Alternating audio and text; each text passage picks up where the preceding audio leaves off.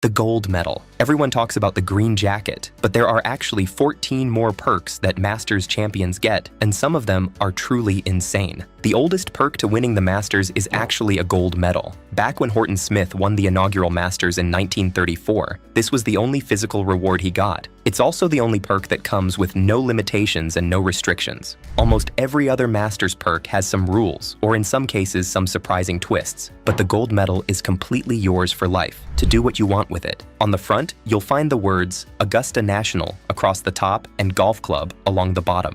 In the center is a view of Founders Circle, that iconic roundabout at the end of Magnolia Lane with the clubhouse rising behind it. You get 1 for each Masters tournament you win. Jack Nicklaus has 7 of them. 6 for his wins, plus 1 for low amateur back in 1960. Tiger Woods has 5, but you may not see them or hear about them a lot because the perk that has the most attention is, of course, the green jacket. The green jacket. The only way to own one is to either become one of the roughly 300 members of Augusta National Golf Club or win the Masters tournament. It's a 3-button, single-breasted blazer made from tropical weight wool in a color called Masters Green. But despite being tailor-made, the jacket isn't actually fully yours. You only get to wear it off the Augusta property for 1 year. After that, it goes back to the club and stays in the champion's locker room. You can wear it anytime you're on the grounds, but it never leaves again, though some champions had other ideas. We'll get into that in a second. During the year that you can wear it freely, there are actually tons of strict rules you have to follow. You cannot wear the jacket with jeans, you cannot wear it with shorts. The minimum dress code is golf attire. Every single public appearance requires Augusta's approval in advance, and you cannot be photographed wearing the jacket while holding alcohol. The list goes on. Now, what about the jackets that made it off the grounds? Some champions were defiant, others have touching stories. When Gary Player won in 1961, he took his jacket home to South Africa and forgot to bring it back. Co-founder Clifford Roberts called demanding he return it. Player's response? Well, Mr. Roberts, if you want it, come and fetch it. Roberts let it slide, but made him promise to never wear it in public. That jacket is still in South Africa today. The most touching story belongs to Billy Casper. He won in 1970 and loved the tournament so much that when he passed away in 2015, his wife asked if Billy could be buried in his green jacket. Augusta said yes. And then there's the mystery jacket. In 1994, a journalist walked into a Toronto Goodwill and spotted an authentic green jacket on the rack. $5 price tag. The name had been cut out, so nobody knows who it belonged to. Augusta confirmed it was real,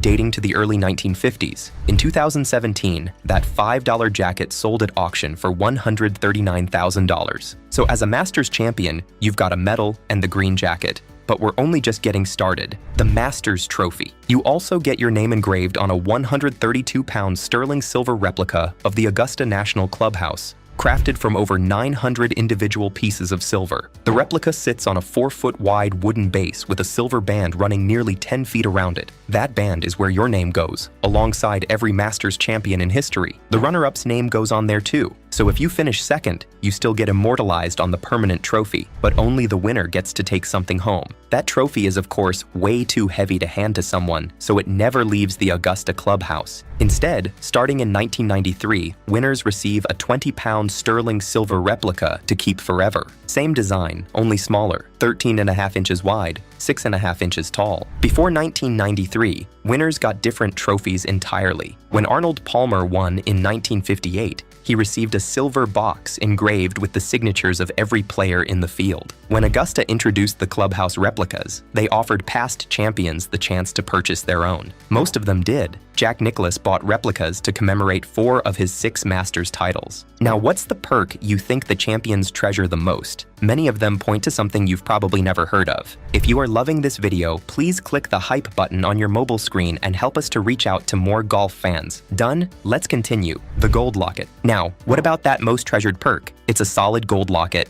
This is your official membership certificate into the Masters Club, and you don't receive it when you win. You have to wait an entire year. On Tuesday night of the following year's Masters, you'll walk into a room upstairs in the Augusta National Clubhouse called the Library. Every living Masters champion will be seated around one long table, all wearing their green jackets. And before dinner begins, Ben Crenshaw will stand up and present you with a solid gold pendant shaped like the Augusta National emblem. It's about 1.5 inches by 1 inch, and it opens 3 ways. Inside, you'll find a silhouette of the clubhouse, an image of Bobby Jones, and your name inscribed. On the back, Ben Hogan is credited as the founder of the Masters Club. He created this tradition in 1952 when he hosted the first Champions Dinner and commissioned these lockets as the symbol of entry into golf's most exclusive fraternity. And there is one more super cool perk on this list attached to this locket. But wait, what does a man do with a locket? Their wives have figured that out. They put the locket on a necklace and wear it every April. Ben Crenshaw's wife says hers never comes off during Masters Week. The next perk is something we actually already mentioned, the dinner where you get the locket. But it's more of an initiation than a dinner. The Champions Dinner. It happens every year on the Tuesday of Masters Week.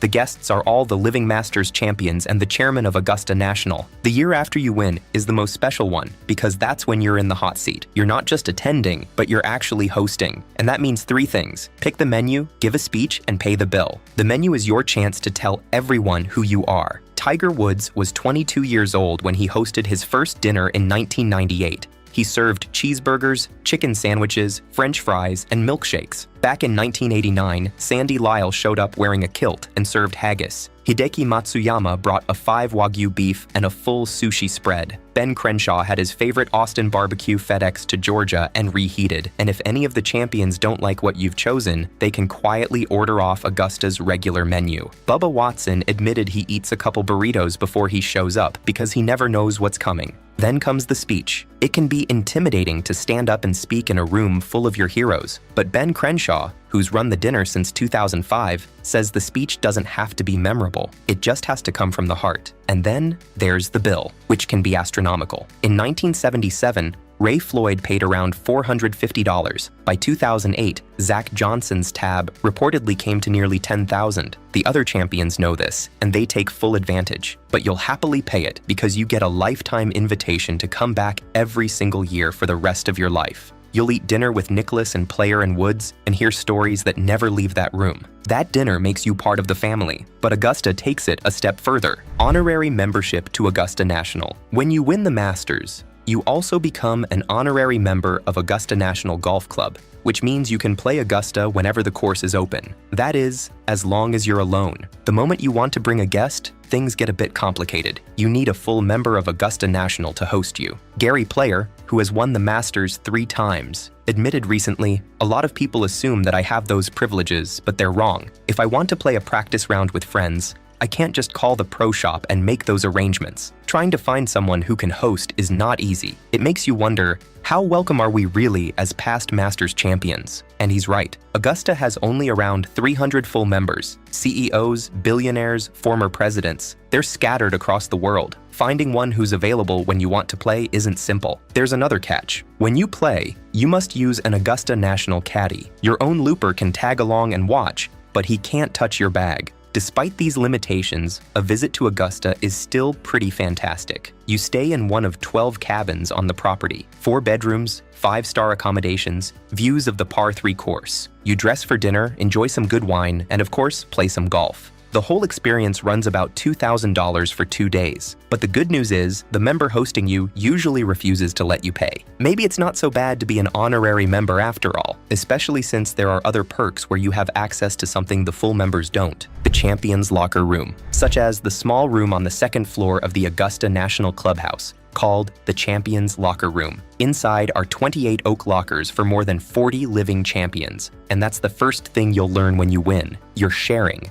Augusta pairs every new champion with a past winner. Your name goes on a gold nameplate next to theirs. Your green jacket hangs beside theirs. Jack Nicklaus, 6-time Masters champion, shares a locker with Horton Smith, the man who won the very first Masters in 1934. Tiger Woods shared with Jack Burke Jr., the 1956 champion who lived to be 100 years old. Burke used to leave notes in the locker, asking Tiger to leave some spare cash behind for the senior citizen. Jordan Spieth found out who his locker mate was when he returned to Augusta after his 2015 win. He walked up the stairs, turned toward the champion's locker room and looked for his nameplate. "I walked up to see who I was with," Spieth said, "and I share a locker with Arnold Palmer, so it was a very special moment there." The room also captures moments the public never sees. After Tiger Woods won the 2019 Masters, he walked into the champion's locker room to find a note hanging in his locker. Phil Mickelson, who had finished his round hours earlier, grabbed a cocktail napkin and a black Sharpie before he left the grounds. "Tiger, so impressive. What a great tournament you played. So very happy for you, Phil." The locker room is also home to a club that you're asked to donate to Augusta. It should be one that mattered in your victory. Spieth gave them the 60-degree wedge he used to hit an impossible flop shot over a bunker on the 18th hole during the third round. For 1 year, this club stays in your locker, then it moves downstairs to the grill room, displayed alongside clubs from every champion before you. Now, speaking of something that you definitely don't want on display, the Champions Only range. During Masters Week, the tournament practice range is a show. 600 spectators pack into grandstands behind the tee line. You're warming up for the biggest tournament of the year, and hundreds of people are watching you chunk wedges. But when you win the Masters, you get an escape hatch. Past champions can use the members' range instead. It sits near the clubhouse, tucked away from the crowds. It's smaller and far less impressive than the tournament range, but it's quiet. And when you're trying to settle your nerves before a Thursday tee time with another gold medal on the line, quiet matters. You also get your own parking. Past champions have a separate lot nestled in the trees near the clubhouse. You pull in, walk to the members' range, warm up in peace, then head to the first tee. Oh, and by the way, that walk to the first tee, it's yours for life. Lifetime invitation to the Masters. When you win the Masters, you can play in it forever, or at least that's what they promise. Gary Player played 52 Masters tournaments. Arnold Palmer played 50 consecutive. Jack Nicklaus played 45. But it turns out this perk doesn't go for everyone. In 2001, Augusta sent letters to Billy Casper, Gay Brewer, and Doug Ford, requesting they not participate going forward due to poor recent records. Casper, the 1970 champion, was gutted. "It's probably the most devastating thing that's ever happened to me in golf," he said. To be told, in effect, that you're not welcome, at least as you have always been welcomed in the past, is a heartbreaking thing to read. Casper returned in 2005 for one last round. He shot 106 and didn't turn in the card, but he went out on his own terms. The club also tried something bigger. Chairman Hootie Johnson announced that Augusta would institute a 65-year age limit starting in 2004. Arnold Palmer, planning his 50th and final appearance, wasn't having it. He and Jack Nicklaus both wrote letters. Johnson backed down, and the lifetime exemption survived. Eventually, though, the course wins. When Bernhard Langer won his second Masters in 1993, Augusta measured 6,900 yards. In 2025, for his 41st and final appearance, it measured 7,555. "The course is just getting too long and I'm getting shorter and shorter," the 67-year-old said. But hey, at least you can always come and admire the grounds. If you are loving this video, subscribe to our channel and help us reach 5,000 subs by month's end. 100 OWGR points plus 750 FedEx Cup points. Next perk, win the Masters, and you get the maximum points available in professional golf, in both the official World Golf Ranking System and the FedEx Cup points. The official World Golf Ranking awards 100 points to major champions. Regular tour wins get you somewhere between 24 and 40 points depending on field strength. The Players' Championship, golf's so-called fifth major, gets you 80, but the 4 real majors, including the Masters, get you 100. That's the ceiling. It's the same story with FedEx Cup points. Regular wins earn you 500. Signature events like the Genesis Invitational get you 700, but majors and the Players give you 750. Again, the maximum. Why does this matter? Because these numbers can determine whether you have a job next year. When Rory McIlroy won the 2025 Masters, those 750 FedEx Cup points extended his lead to 1,125 points over second place. He was so far ahead, he could have taken 3 months off and still made the playoffs. With more points, you get to play in more tournaments and the chance to win some incredible prize money. And speaking of prize money, nobody does it like Augusta. Prize money. In 2025, the Masters champion walked out of Augusta with $4.2 million. That was Rory McIlroy. But it wasn't always this way. When Horton Smith won the first Masters in 1934, he took home $1,500. That's about $36,000 in today's money. It stayed that way for 8 straight years. Arnold Palmer was the first to crack 5 figures, winning $11,250 in 1958. Ben Crenshaw broke 6 figures in 1984 with $108,000. Mark O'Meara finally crossed the $500,000 mark in 1998. Then Tiger showed up. He won the first $1 million Masters check in 2001. 18 years later, in 2019, he became the first to pocket over $2 million at Augusta. Since then, the numbers have exploded. Jon Rahm won $3.24 million in 2023. Scottie Scheffler took $3.6 million in 2024. McIlroy's $4.2 million in 2025 is the largest winner's check in Masters history, from $1,500 to $4.2 million. That's a 2,800 times increase in 91 years. The Masters now ranks as the second richest major behind only the US Open. It pays more than the PGA Championship and nearly $4 million more than the Open. It even beats every individual LIV golf event. And you're not just collecting winners' money. Second place pays $2.27 million. Third gets $1.43 million. Finish fourth and you're still taking home over $1 million. The top 37 finishers all earn 6 figures. Even the guys who miss the cut walk away with $25,000 for 2 days of work. And the deal only gets 10 times sweeter when you hear the next perk. 5-year exemption to all majors plus PGA Tour. Win the Masters, and you never have to qualify for a major for 5 years. The US Open, the Open Championship, the PGA Championship, and the Players Championship. You get a chance to play in and compete for the prize money of every single one. While other players are checking world rankings wondering if they'll make it, you're already planning which rental house to book. And it's not just majors. You get a 5-year exemption on the PGA Tour itself. That might not sound like much until you understand what life looks like without it. For most players, it's constant uncertainty,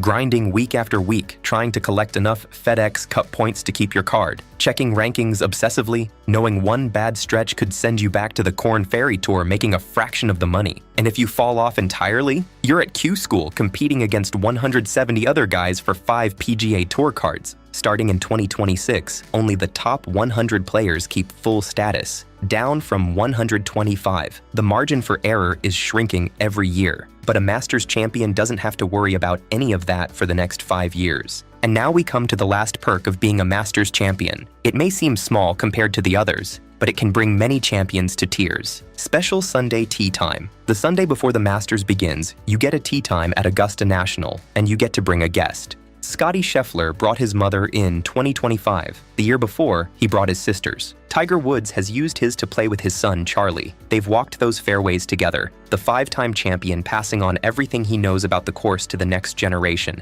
Then there's Rory McIlroy. His dad, Jerry, worked 100-hour weeks when Rory was growing up, bartending, managing a golf club locker room, scrubbing toilets. His mom, Rosie, worked the graveyard shift at a factory. They barely saw each other for years, all so their son could chase a dream. McIlroy has taken his dad to Augusta multiple times over the years. He described what those trips mean to him. I always think back to growing up at Hollywood Golf Club and playing with him there, and to think that 20 years down the line, that we'd be walking up the 18th at Augusta together. I've even got goosebumps just talking about it. You can't just show up with guests whenever you want. You need a full member to host you. But this Sunday tee time is completely yours. No asking permission. You pick who comes with you, and you play. McIlroy puts it best. But we are just getting started. Next, we have every insane rule a Masters champion must follow for life. Win the Masters, and you've achieved what most golfers only dream about: the green jacket, the Crystal Trophy, a permanent place in golf history. But here's what they don't tell you during the trophy ceremony. When you win the Masters, you're not just joining an exclusive club, you're signing an invisible contract, one that Augusta National holds, one that never expires. And the rules?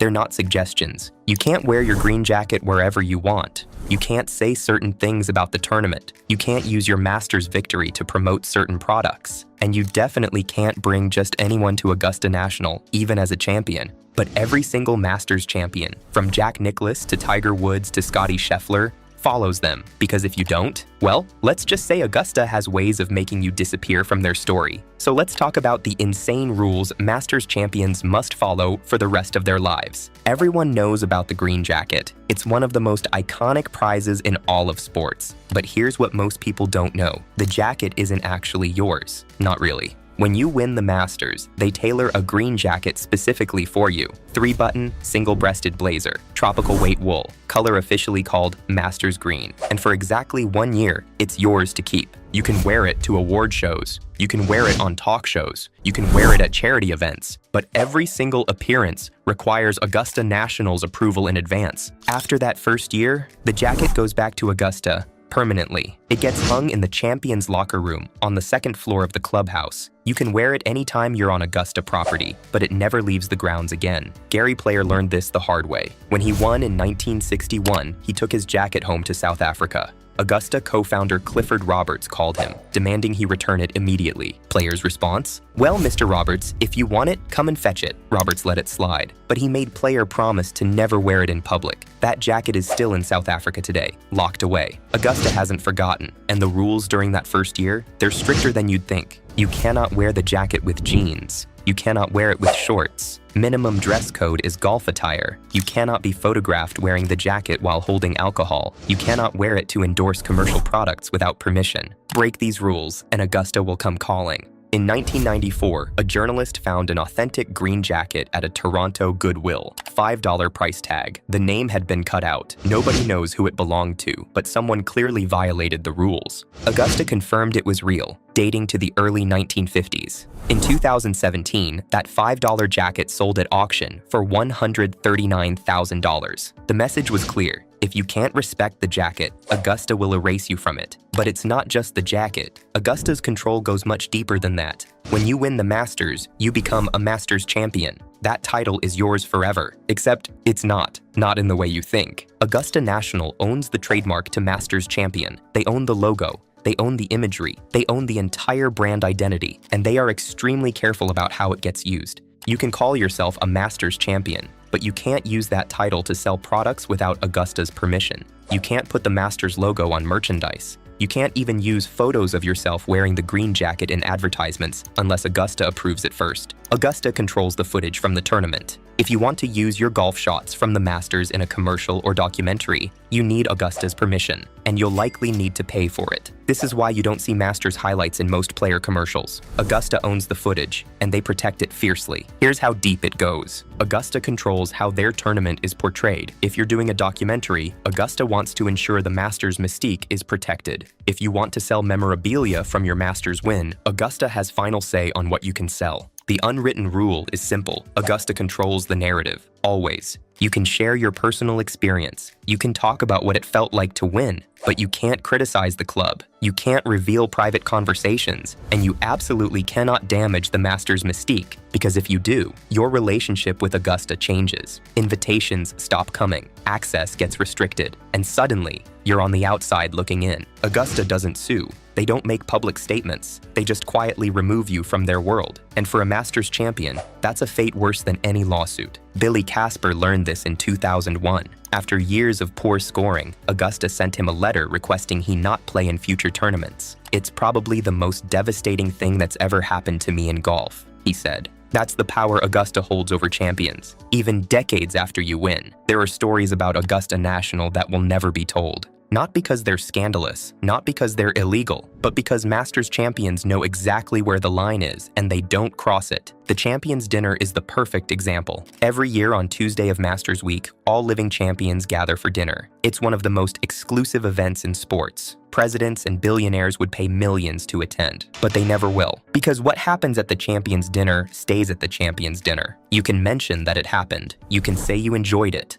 but you cannot share specific conversations. You cannot quote other champions. You cannot describe the private moments that happen in that room. Bubba Watson once hinted that the food at his hosted dinner wasn't great. That was as far as anyone has ever gone publicly. Some champions have let small details slip over the years. Sam Snead used to close out every dinner with jokes so dirty that Byron Nelson had to stand up and cut him off. That story has been repeated enough times that it's become part of Masters lore. But the recent dinners, the ones from the last 20 years, nobody talks. There's no written rule that says you can't. No contract that explicitly forbids it. But every champion knows if you violate the sanctity of that room, you violated something sacred. The same goes for private areas of Augusta National: the Champions Locker Room, the Crow's Nest where amateurs stay, the cabins where members and champions can stay during non-tournament weeks. You can acknowledge these places exist, but you can't describe what's inside them. You can't share photos. You can't give detailed accounts of what happens behind closed doors. Jordan Spieth was asked in an interview what it's like inside the Champions Locker Room. His answer: "It's special." That's it. That's all he said. And when Tiger Woods won in 2019, Phil Mickelson left him a note in their shared locker. Mickelson later described it as a cocktail napkin with a simple congratulations message. The note itself was never photographed. Its exact wording was never shared, because even in moments of celebration, Augusta's invisible rules still apply. This isn't paranoia, it's culture. And if you're a Masters champion, you protect that culture, because the moment you don't, you're no longer part of it. Winning the Masters doesn't just change your career, it changes how you're expected to behave forever. Augusta National has standards, and those standards apply to champions for life. You are expected to conduct yourself with dignity. You are expected to represent the tournament honorably, and you are expected to uphold the values of Augusta National, even when you're nowhere near the club. What does that mean in practice? It means you don't get arrested. You don't get involved in public scandals. You don't say things that embarrass the club. And if you do, Augusta has a way of handling it. In 2001, Augusta sent letters to Billy Casper, Gabe Brewer, and Doug Ford, all Masters champions, requesting they not play in future tournaments. The reason? Their recent scoring had been poor, and Augusta felt it reflected badly on the event. Billy Casper was devastated. "It's probably the most devastating thing that's ever happened to me in golf," he said. To be told, in effect, that you're not welcome, at least as you have always been welcomed in the past, is a heartbreaking thing to read. Casper returned in 2005 for one final round. He shot 106 and didn't turn in the card, but he went out on his own terms. Augusta later tried to institute a formal age limit. Chairman Hootie Johnson announced in 2002 that champions over 65 would no longer receive automatic invitations. Arnold Palmer, planning his 50th Masters appearance, wasn't having it. He and Jack Nicklaus both wrote letters. Johnson backed down, but the message was clear. Lifetime exemptions are only lifetime if Augusta says they are, and conduct expectations extend beyond the golf course. If you're involved in a public controversy, Augusta is watching. If you're linked to gambling scandals, performance-enhancing drugs, or moral failures, Augusta is taking notes.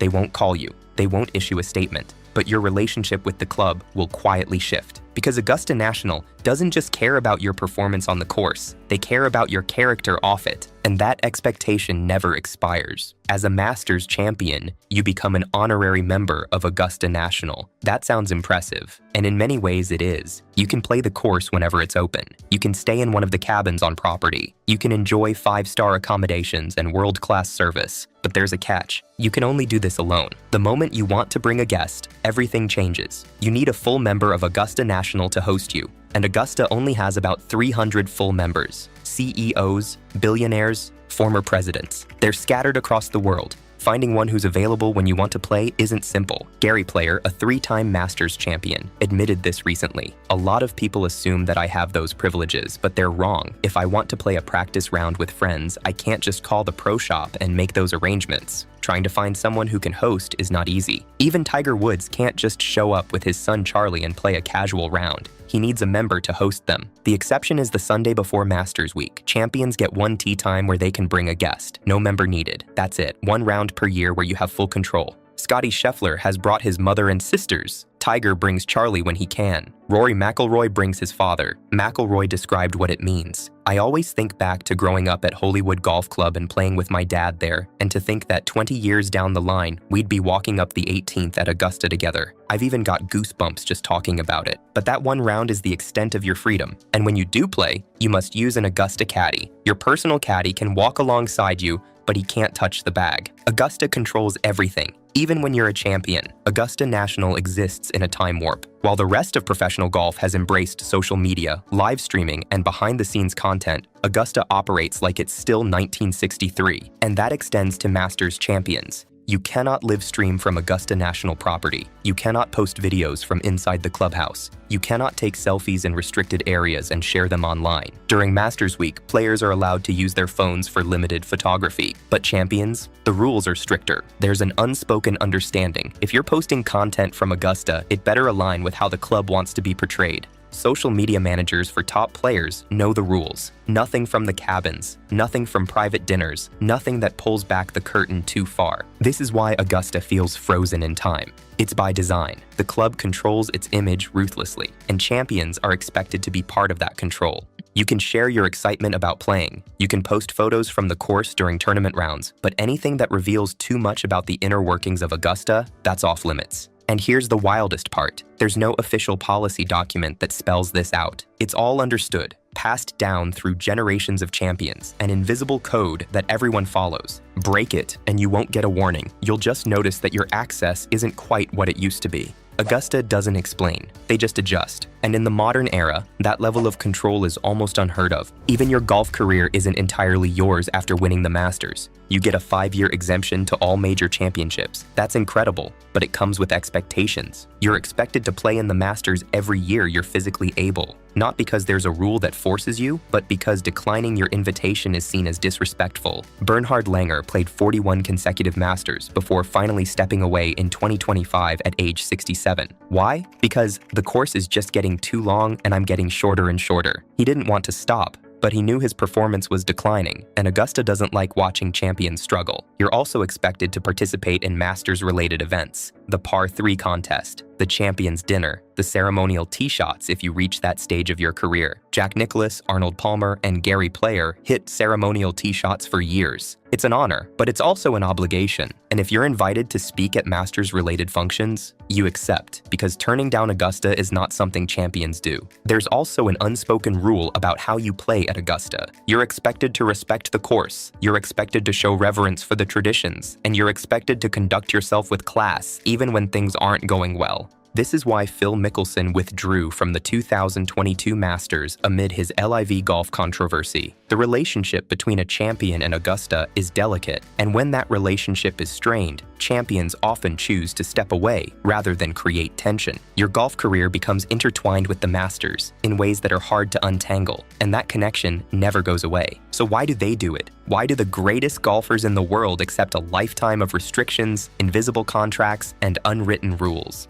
Because the Masters is worth it. It's not just a tournament. It's not just a trophy. It's immortality. When you win the Masters, your name is engraved on a permanent trophy in the Augusta clubhouse alongside every champion in history. Bobby Jones, Jack Nicklaus, Tiger Woods, and you. You get a lifetime invitation to return every year, not just to play, but to be part of something bigger than yourself. The Champions Dinner isn't just a meal, it's a seat at a table where legends gather, where stories are shared that will never leave that room, where you become part of a fraternity that exists nowhere else in sports. Ben Crenshaw runs that dinner. He presents new champions with a solid gold locket, your official membership into the Masters Club. It's about 1.5 inches wide, opens 3 ways, and contains a silhouette of the clubhouse, an image of Bobby Jones, and your name inscribed. That locket is a symbol. It says you're one of them now, and being one of them is worth every restriction Augusta imposes. The rules aren't punishment, they're protection. Augusta National is protecting the mystique,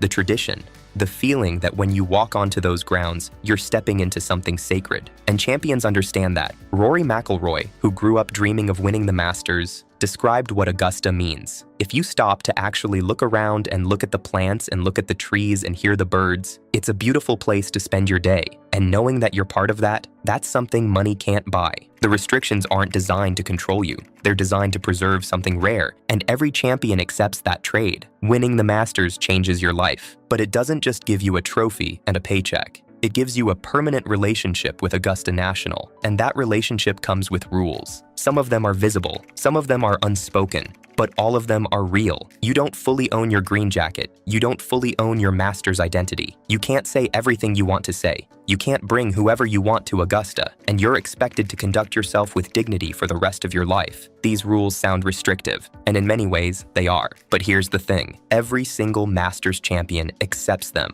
willingly, gratefully, because the Masters isn't just a tournament you win once and move on from. It's a club you join, a family you become part of, a legacy that outlives you, and Augusta National protects that legacy fiercely. The rules aren't designed to punish champions. They're designed to ensure that 50 years from now, the Masters still feels the same, still carries the same weight, still means something that no other tournament can replicate. That's why Jack Nicklaus follows the rules. That's why Tiger Woods follows the rules. That's why every champion in history has followed the rules. Because when you win the Masters, you're not just winning a tournament, you're becoming part of something immortal. And that's worth every restriction Augusta asks of you. So there you have it, the insane rules Masters champions must follow for life. But we are just getting started. Next we have every insane rule a Masters champion must follow for life. The Masters makes $223 million a year from a golf tournament that lasts 4 days. But here's what makes that number insane. Augusta National has no year-round merchandise store. They have 6 sponsors, not 60. CBS, the network that has broadcast this tournament since 1956, pays them $0 in rights fees. And the most famous sandwich in sports costs $1.50. Every single one of those decisions sounds like it should lose money. Every single one of them is the reason Augusta makes more. Today, every revenue stream, every price tag, the exact strategy behind each number. And by the end, you'll understand why the cheapest food in professional sports is actually the most expensive business decision Augusta National has ever made. All of it. Starting now. Here's a number that doesn't sound real. The Masters merchandise tent generates approximately $70 million in a single tournament week. That's $10 million a day, $1 million an hour, $277 per second. For context, that's more weekly revenue than most retail stores generate in an entire year. But here's the part that matters. You cannot buy Masters merchandise online. You cannot buy it at a retail store. You cannot buy it any week of the year except this one at this location in person. There is no Augusta National website with a shopping cart. There is no partnership with Nike or Fanatics or Amazon. If you want a Masters hat, you physically walk into a tent at Augusta National during tournament week and hand someone $35. That's the entire strategy, and it works because of what happens next. The moment those gates close, the secondary market explodes. A quarter-zip pullover that cost $90 at the merchandise shop lists on eBay for $300. A logoed chair that retailed for $50 appears online for $250. And then there's the garden gnome. Every year, Augusta releases a ceramic gnome in the club's green and yellow colors. Retail price, $49.50. Limit 1 per customer. They sell out within hours, sometimes by 8:30 in the morning. A current year gnome hits eBay the same afternoon for $300 to $1,000. The original 2016 gnome listed for $12,999. Think about what's happening here. Augusta sells $70 million of merchandise at retail. Then their own customers create a secondary market worth millions more. And Augusta doesn't spend a single dollar on that marketing. Every eBay listing, every Instagram post of someone wearing a Masters hat, every office conversation about the gnome is free advertising for a product you can only get by attending the event. Most sports organizations try to sell merchandise everywhere. Augusta sells it nowhere, except one place, 1 week, and generates more per square foot than almost any retail operation in professional sports. So to recap, $70 million from a tent that's open 7 days a year, no online store, no retail partners, no year-round sales. Augusta proved that the best way to sell more is to make it nearly impossible to buy. But merchandise is what patrons spend inside the gates. The next number is what they spend just to walk through them. And the gap between what Augusta charges and what the market says those badges are actually worth is where this story gets really interesting. A tournament badge for 1 day at the Masters costs $160. A 4-day series badge for 2026 costs $525. On the secondary market, that same Sunday badge sells for $6,000 to $8,000. During the 2025 Masters, the year Rory McIlroy won his career Grand Slam in a playoff, Sunday badges pushed above $10,000. That's a 50 to 70 times markup over face value. No other sporting event in the world has that kind of spread between what the organization charges and what the market says the product is worth. The Super Bowl charges $5,000 to $8,000 face value and sells for roughly 2 to 3 times that. Wimbledon charges £10 to £300 and sees maybe a 5 times markup. Augusta charges $160 and watches the market multiply it by 70. So why doesn't Augusta just raise prices? Because they don't want to. And this is where the business strategy gets fascinating. Augusta's ticket revenue is estimated at $40 million a year. If they charged market rates, let's say $3,000 per badge, they could triple or quadruple that number overnight. But here's what would happen. The crowd would change. The corporate clients and hospitality buyers would stay. The 25-year-old golf fan who saved up for months would disappear. The father bringing his kid for the first time would be priced out, and the Masters would start to feel like the Super Bowl, a corporate event that regular fans watch on television. Augusta doesn't want that, so they keep prices low, use a lottery system for public access, and then go to war against anyone who tries to capture the price difference. The badge confiscation program is unlike anything in sports ticketing. Every badge has a barcode tied to the original purchaser. Augusta monitors secondary market platforms. They reportedly buy badges from resellers to trace them back to the source. In 2025, hundreds of badges were confiscated at the gates. Patrons were questioned about where they got their badge. If the answer wasn't satisfactory, the badge was pulled. The original purchaser's account was permanently canceled, meaning they will never be able to buy Masters badges again. For context, most people on Augusta's badge waiting list have been there for years. The waiting list was first established in 1972, closed in 1978,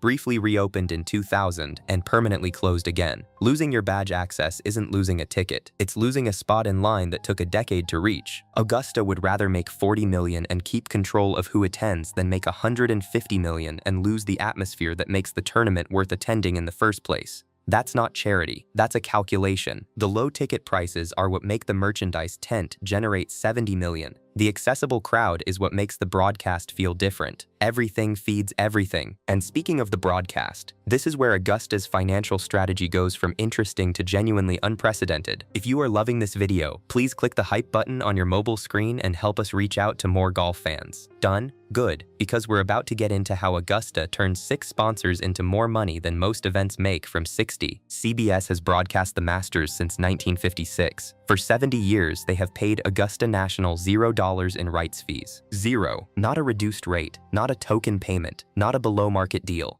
Nothing. The arrangement has famously been described as a handshake agreement, no formal contract, renewed annually on trust, for 7 consecutive decades. For context, the NFL charges networks over $2 billion per year for broadcast rights. The NBA charges $2.5 billion. The college football playoff is worth over $1 billion. March Madness generates close to $900 million. Augusta charges nothing. Now, before you think Augusta is leaving money on the table, understand what they get in return. Total control. CBS doesn't sell the advertising during the Masters. Augusta sells the advertising. CBS doesn't choose how many commercials run per hour. Augusta decides, and the answer is 4 minutes. 4. A typical NFL broadcast carries 18 to 20 minutes of advertising per hour. The Super Bowl runs about 20. The Masters runs 4. That means every 30-second ad slot during the Masters is one of the rarest pieces of television inventory in American sports. Not the most expensive per second, the Super Bowl still wins that, but the rarest. There are only 8 available minutes in a 2-hour broadcast window. The demand for those minutes is enormous, and Augusta controls every single one. CBS doesn't choose the camera angles. Augusta approves the camera angles. CBS doesn't decide what highlights run on social media. Augusta manages that. The broadcaster has less editorial control over the Masters than over any other event they air. In exchange, CBS gets prestige. The Masters is consistently one of the highest-rated golf broadcasts of the year, and Augusta gets a product that looks and sounds exactly the way Augusta wants. Industry analysts have estimated that if Augusta sold broadcast rights on the open market, the way every other major sports property does, they could command $125 million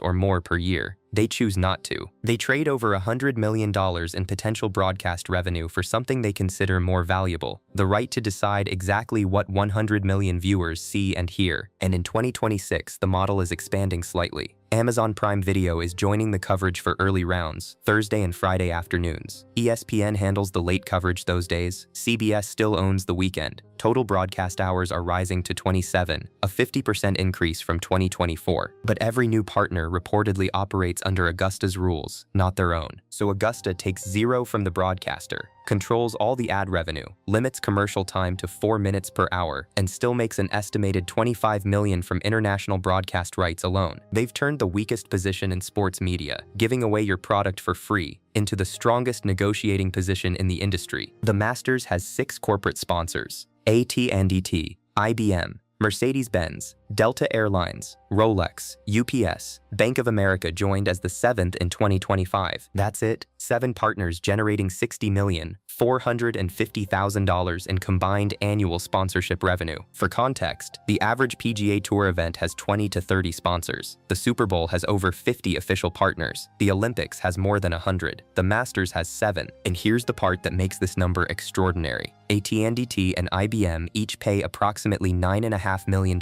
per year. That's roughly what mid-tier Super Bowl sponsors pay for one event, except Augusta's sponsors pay it for an event with 4 minutes of commercial time per hour, minimal on-screen branding, and no digital advertising plastered across every surface. So why do they pay? Because of what they're not competing with. An AT&T sponsorship at the Masters means AT&T is one of 7 brands in the entire tournament, not one of 50. Not lost in a wall of logos. 7. Their logo appears in a broadcast environment with 4 minutes of ads per hour, meaning every time their commercial airs, it's one of only 8 ads the viewer sees in 2 hours. The signal-to-noise ratio is incomparable, and the prestige factor is real. Being a Masters sponsor says something about a brand that sponsoring a NASCAR race or an NBA halftime show doesn't. It says exclusivity. It says taste. It says we were chosen by Augusta National, an institution that could have 50 sponsors tomorrow and chose 7 instead. Here's the business math that makes this work. If Augusta had 30 sponsors at $3 million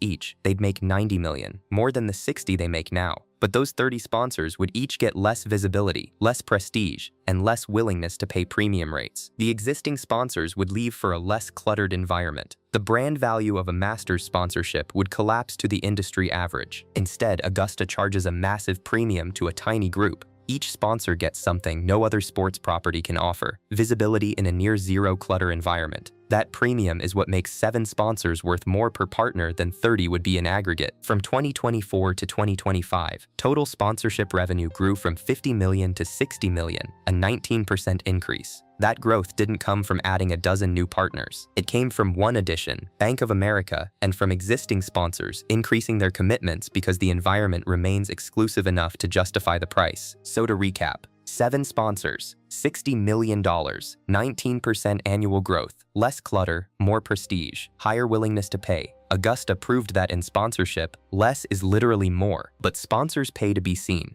The next number is what Augusta pays out to the people who actually play, and even that tells a story about how the tournament positions itself. The 2025 Masters purse was $21 million. Rory McIlroy took home $4,200,000 for winning the career Grand Slam in one of the most dramatic playoffs in Masters history. That number has been on a rocket ship. The purse was $3 million in 1997, $6 million in 2001, $11.5 million in 2019. It nearly doubled in 6 years. Tiger Woods won $1,800,000 for the Tiger Slam in 2001. McIlroy's check was more than double that, 24 years later. But here's what makes Augusta's prize money different from every other tournament. Every player who makes the cut earns a minimum of approximately $25,000. And every player who misses the cut, they still leave with a check. Augusta invites its entire field. There's no open qualifying, no Monday qualifiers, no pre-tournament cuts. If you receive an invitation to the Masters, you are guaranteed an appearance fee regardless of how you play. For context, at a regular PGA Tour event, miss the cut and you leave with nothing. At Augusta, you miss the cut and you still leave with a check. And the prize money itself is a business decision, not just a payout. 21 million guarantees that every top player in the world shows up. There's no skipping the Masters for rest. The combination of the purse, the prestige, and the career Grand Slam implications means Augusta never has to worry about field strength. They invest $21 million and get back a broadcast product that features every name casual viewers want to see, which is what makes those 4 minutes of ads per hour so valuable. Now, $21 million goes to the players. But there's one Masters artifact that no amount of prize money can buy, unless you happen to walk into the right thrift store on the right afternoon. In 2013, a man walked into a Goodwill in Toronto. On the rack, between donated coats and used blazers, he found a green jacket with the Augusta National crest on the pocket. He paid $5. That jacket, authenticated as a genuine member's jacket from the 1950s, sold at auction for $139,000. The same year, Horton Smith's green jacket, Smith won the first Masters in 1934, sold for $682,000, the oldest known champion's jacket in existence, from the first Masters ever played. Here's what makes the green jacket unique as a financial object. Augusta has a strict rule. The jacket stays on club grounds. Champions take it home for 1 year, then it returns to their locker at Augusta. Members wear theirs only at the club. The only way a jacket enters the open market is through an estate, a donation, or, in the case of the Goodwill jacket, a mistake. There are fewer than 100 green jackets outside Augusta's control. Compare that to any other sports collectible. Tens of thousands of mantle cards, thousands of signed Jordan jerseys, hundreds of championship rings at auction. Green jackets? Maybe a few dozen, ever. That scarcity makes each one extraordinarily valuable. A member's jacket from the 1950s commands $15,000 to $20,000. A champion's jacket has no real ceiling, and Augusta ensures the supply never grows, because every jacket that could theoretically leave the grounds is controlled by a membership that treats the garment with near-religious reverence. The jacket costs Augusta maybe $200 to produce. Its brand value is incalculable. It has become the single most recognizable trophy in all of golf, more iconic than any cup, any medal, any check. And Augusta never had to spend $1 marketing it. The scarcity did the work. If you're loving this deep dive, subscribe to our channel and help us reach 10,000 subs. Every sub brings us closer and helps us keep making videos like this one. Done? Let's finish strong, because the last two numbers are the ones that put the entire $223 million picture together. Here's the question that confuses every business analyst who looks at the Masters. Why does an organization that generates $223 million a year sell a pimento cheese sandwich for $1.50? The answer is, because the sandwich is the strategy. The Masters food menu has over 30 items and nothing costs more than $6. Pimento cheese sandwich, $1.50. Egg salad, $1.50. Chicken sandwich, $3. Beer, $5 to $6. An iced tea, $2. If you bought one of everything on the menu, the total is $77. For context, a beer at the Super Bowl cost $14. A hot dog at an NBA game runs $8 to $10. A bottle of water at most PGA Tour events is $4. At Augusta, you can eat all day for what a single meal costs at any other major sporting event. And these prices don't move. The pimento cheese sandwich has been $1.50 for over 20 years. No inflation adjustment, no market rate recalculation. Billy Payne, the former Augusta National chairman, once said that the cost of a pimento cheese sandwich is just as important as how high they cut the grass. That's not an exaggeration, it's a mission statement. The food operation generates an estimated $8 million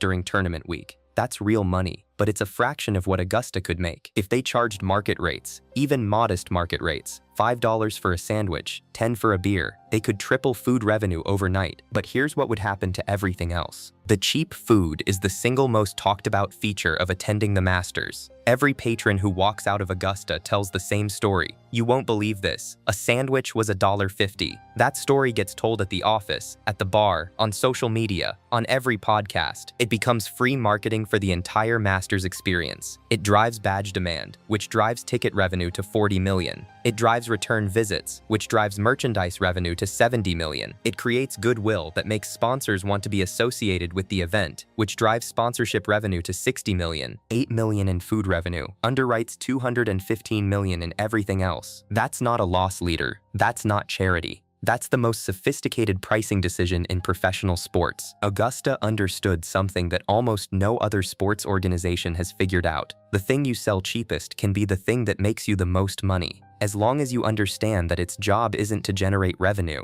its job is to generate stories. And that brings us to the final number. The one that reveals just how far Augusta is willing to go to protect the machine that produces all $223 million. In 1999, Augusta National started buying property, not golf equipment, not media rights, not technology, houses, shopping centers, strip malls, restaurants, empty lots, everything within visual range of the club's boundary. Over 25 years, Augusta has spent more than $200 million purchasing over 100 individual properties spanning 270 acres in the neighborhood surrounding the course. Here's what they've bought. A shopping center on Washington Road for $26 million, the single most expensive purchase on public record. Strip malls for $41 million, including a Publix grocery store. A Wendy's for $3.4 million, a Hooters restaurant, demolished in November 2025, a Pep Boys, a music store, entire blocks of residential homes, purchased one at a time over years, families relocated, structures razed, and they did it quietly. Augusta used up to 5 separate LLCs to make purchases, keeping the buyer's identity off public records. Neighbors didn't know it was Augusta buying until the bulldozers arrived. Some transactions only became public because journalists cross-referenced shell company addresses with Augusta National's legal filings. Why? The official explanation involves infrastructure. Parking, traffic flow, practice facility expansion. The par 3 course was rebuilt, the driving range was expanded, a new road was rerouted. But the real reason is simpler, and it's the same logic that runs through every number in this video. Control. Augusta is building a buffer zone.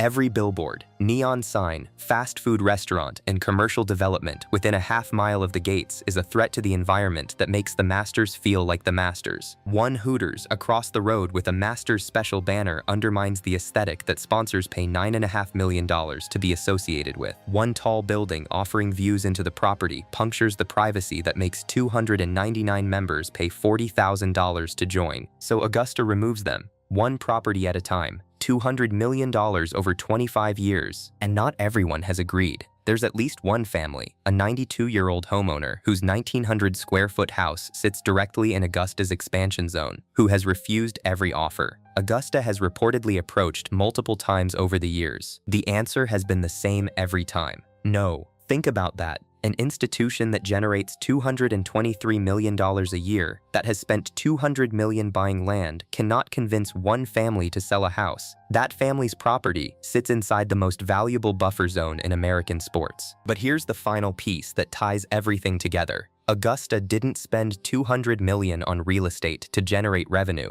That land doesn't make money. It doesn't host hospitality tents. It doesn't get developed into condos or parking garages. It just sits there, empty, controlled, quiet, because Augusta understood, before any other sports organization on earth, that the most valuable thing you can own isn't the thing that makes you money. It's the thing that protects the thing that makes you money. $200 million to keep things exactly as they are. That's the most Augusta price tag of all. A $1.50 sandwich, a $70 million merchandise tent, $40 million from badges that sell for 50 times their face value, $60 million from 6 sponsors in a world of 60, $0 from the broadcaster who controls nothing, $21 million to the players who guarantee the product. A jacket worth $682,000 that costs $200 to make, $8 million in food revenue that generates $215 million in everything else, and $200 million in real estate that exists for one purpose, to make sure none of it ever changes. $223 million a year from a tournament that lasts 4 days, built entirely on one principle: the less you sell, the more it's worth. But we are just getting started. Next we have every insane rule a Masters champion must follow for life. In 90 years of the Masters, only 4 men have ever won back-to-back green jackets.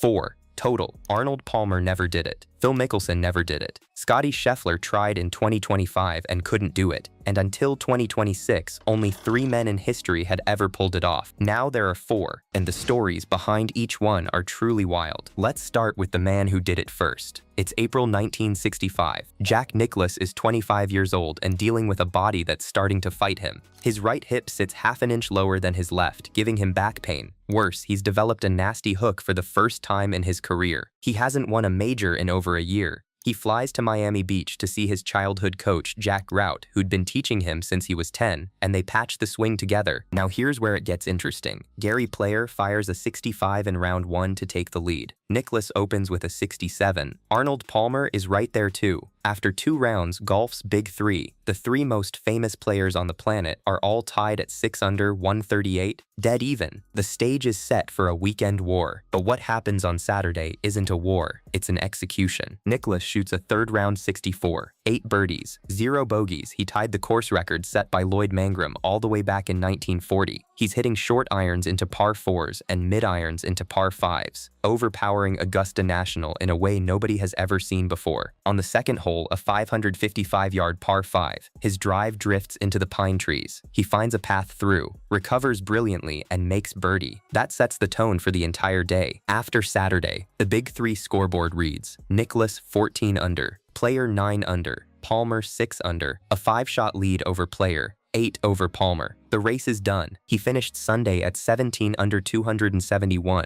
shattering Ben Hogan's tournament scoring record of 274, which had stood since 1953. His margin of victory? 9 shots, over Palmer and Player, who tie for second. Bobby Jones, the co-founder of Augusta National, watches the whole thing. Afterward, he says 6 words that will echo through golf history forever. He plays a game with which I am not familiar. So Nicklaus has his second green jacket. And now comes the question nobody has ever answered. Can you win the Masters 2 years in a row? The 1966 Masters is nothing like 1965. Augusta makes course changes to combat Nicklaus's power. The weather turns ugly, and instead of running away with it, Nicklaus grinds to an even par 288, 17 shots higher than the year before. He's tied at the top with Gay Brewer and Tommy Jacobs. For the first time in Masters history, a 3-man playoff is needed. But here's the thing. In 1966, a Masters playoff isn't sudden death. You play another full 18 holes. On Monday, Nicklaus shoots 2 under 70. Jacobs cards 72. Brewer collapses with a 78, partly because he 3-putted the final hole of regulation to get into the playoff in the first place. Jack Nicklaus becomes the first man in Masters history to win back-to-back titles. He's 26, he's now a 3-time Masters champion, and later that year, he wins the Open Championship at Muirfield, becoming the youngest player at the time to complete the career Grand Slam. But here's what makes it even crazier. Nicklaus had won his first Masters in 1963.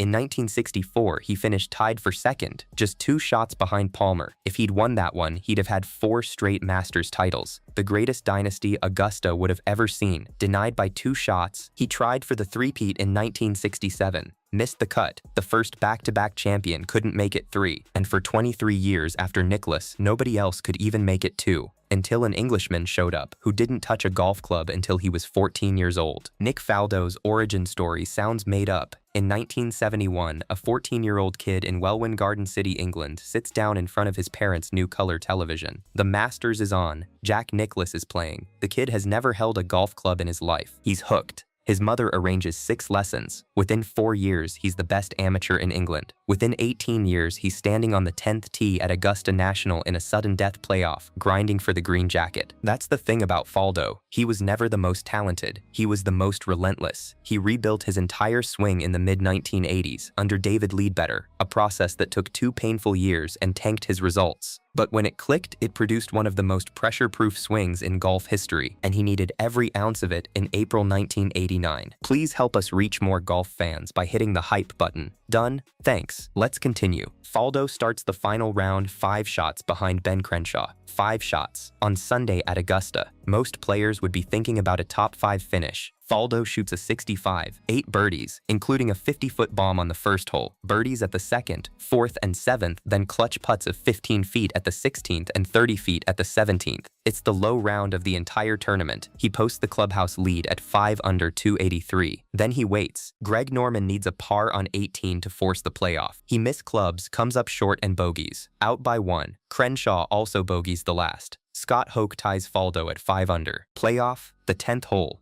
Faldo pushes his approach into a bunker, chips out to 15 feet, and misses. He makes the comebacker for bogey. Now Hawk has 2 feet. 2 feet for the green jacket. He later said he stood over it thinking, I'm going to win the Masters. He lined it up wrong and missed. Both make bogey. They move to the 11th. In growing darkness, Faldo drains a 25-foot birdie putt to win. The gallery erupts, and Scott Hoke becomes one of the most haunted men in golf history. But Faldo wasn't done. Did you know both of his back-to-back wins ended on the exact same hole? Here's a detail that will blow your mind. In the 1989 Masters, Nick Faldo bogeyed the 11th hole in all 4 regulation rounds. All 4. It was his worst hole of the entire tournament. And then he won the playoff on it with a 25-foot birdie. 1 year later, in 1990, he wins the Masters again in a playoff on the 2nd extra hole, which is, once again, the 11th. The 11th at Augusta is a demanding par 4 with a pond guarding the left side of the green. It's one of the most treacherous holes in golf, and Nick Faldo turned it into his personal championship-winning stage, twice in a row. No other player in Masters history has won 2 playoffs on the same hole. Faldo did it in consecutive years. The 1990 final round is a nightmare for Faldo at first. He double bogeys the opening hole after driving into a bunker and 3-putting. Raymond Floyd, the 1976 champion, is 47 years old and leads by 4 shots after just 4 holes. He's trying to become the oldest Masters champion and win a major in his 4th consecutive decade. Faldo is paired with 50-year-old Jack Nicklaus, who's also in the hunt at 5 under. Faldo refuses to go away. He birdies the 2nd, 7th, and 9th to claw back. Then on the back 9, he birdies 13 and 15 and drains a 20-foot putt at the par 3 16th. Floyd 3-putts 17 for bogey. They're tied at 10 under heading to 18. Both par it. Playoff. Again, they par the 10th. They move to 11. Floyd pulls his 7-iron approach into the pond left of the green. The water swallows it. Faldo hits a 3/4 8-iron, a defensive hold-off shot aimed 6 feet right that finishes 18 feet from the cup.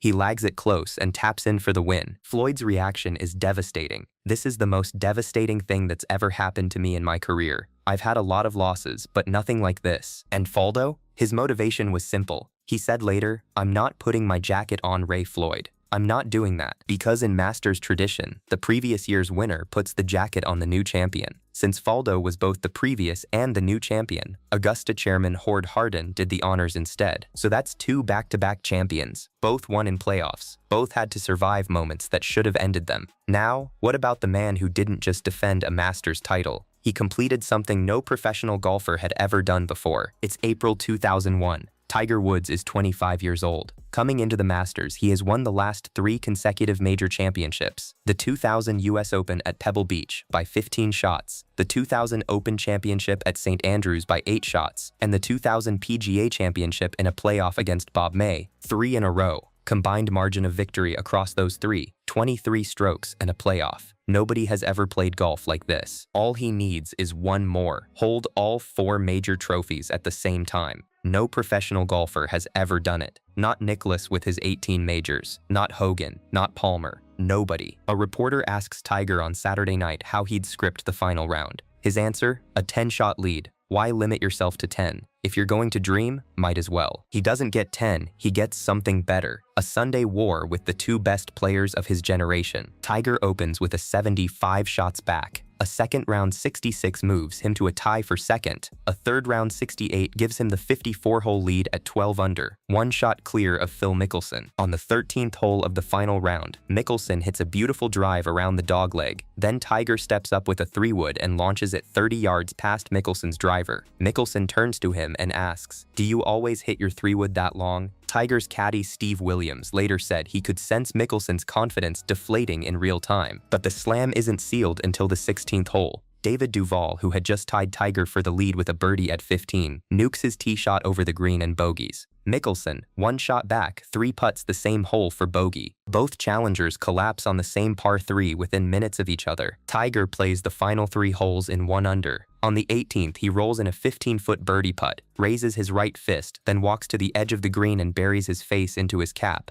"I was in such a zone today," he says afterward. "Then I walked over to the side and started thinking, I don't have any more shots to play. I'm done. I won the Masters." Final score, 16 under, 272, 2 shots clear of Duval, 3 clear of Mickelson, who sets a tournament record with 25 birdies for the week and still can't win. The Tiger Slam is complete. 4 consecutive majors, the only professional to ever do it. And Tiger's winner's check? $1,008,000, the first 7-figure prize in major championship history. Over 40 million people watch it on television. Now Tiger has to defend. And the 2002 Masters doesn't start like a coronation. He opens with a 2 under 70, tied for 15th. Davis Love III leads after round 1. In round 2, Vijay Singh steals headlines with a blistering 65 to take the lead at 9 under. But Tiger fires a 66 on Saturday, his 3rd straight round in the 60s, to share the 54-hole lead with Retief Goosen at 11 under. He was 6-0 in his career, going into the final round of a major with at least a share of the lead. Make that 7-0. On Sunday, Tiger grinds out a 1 under 71, while Goosen implodes with a 74.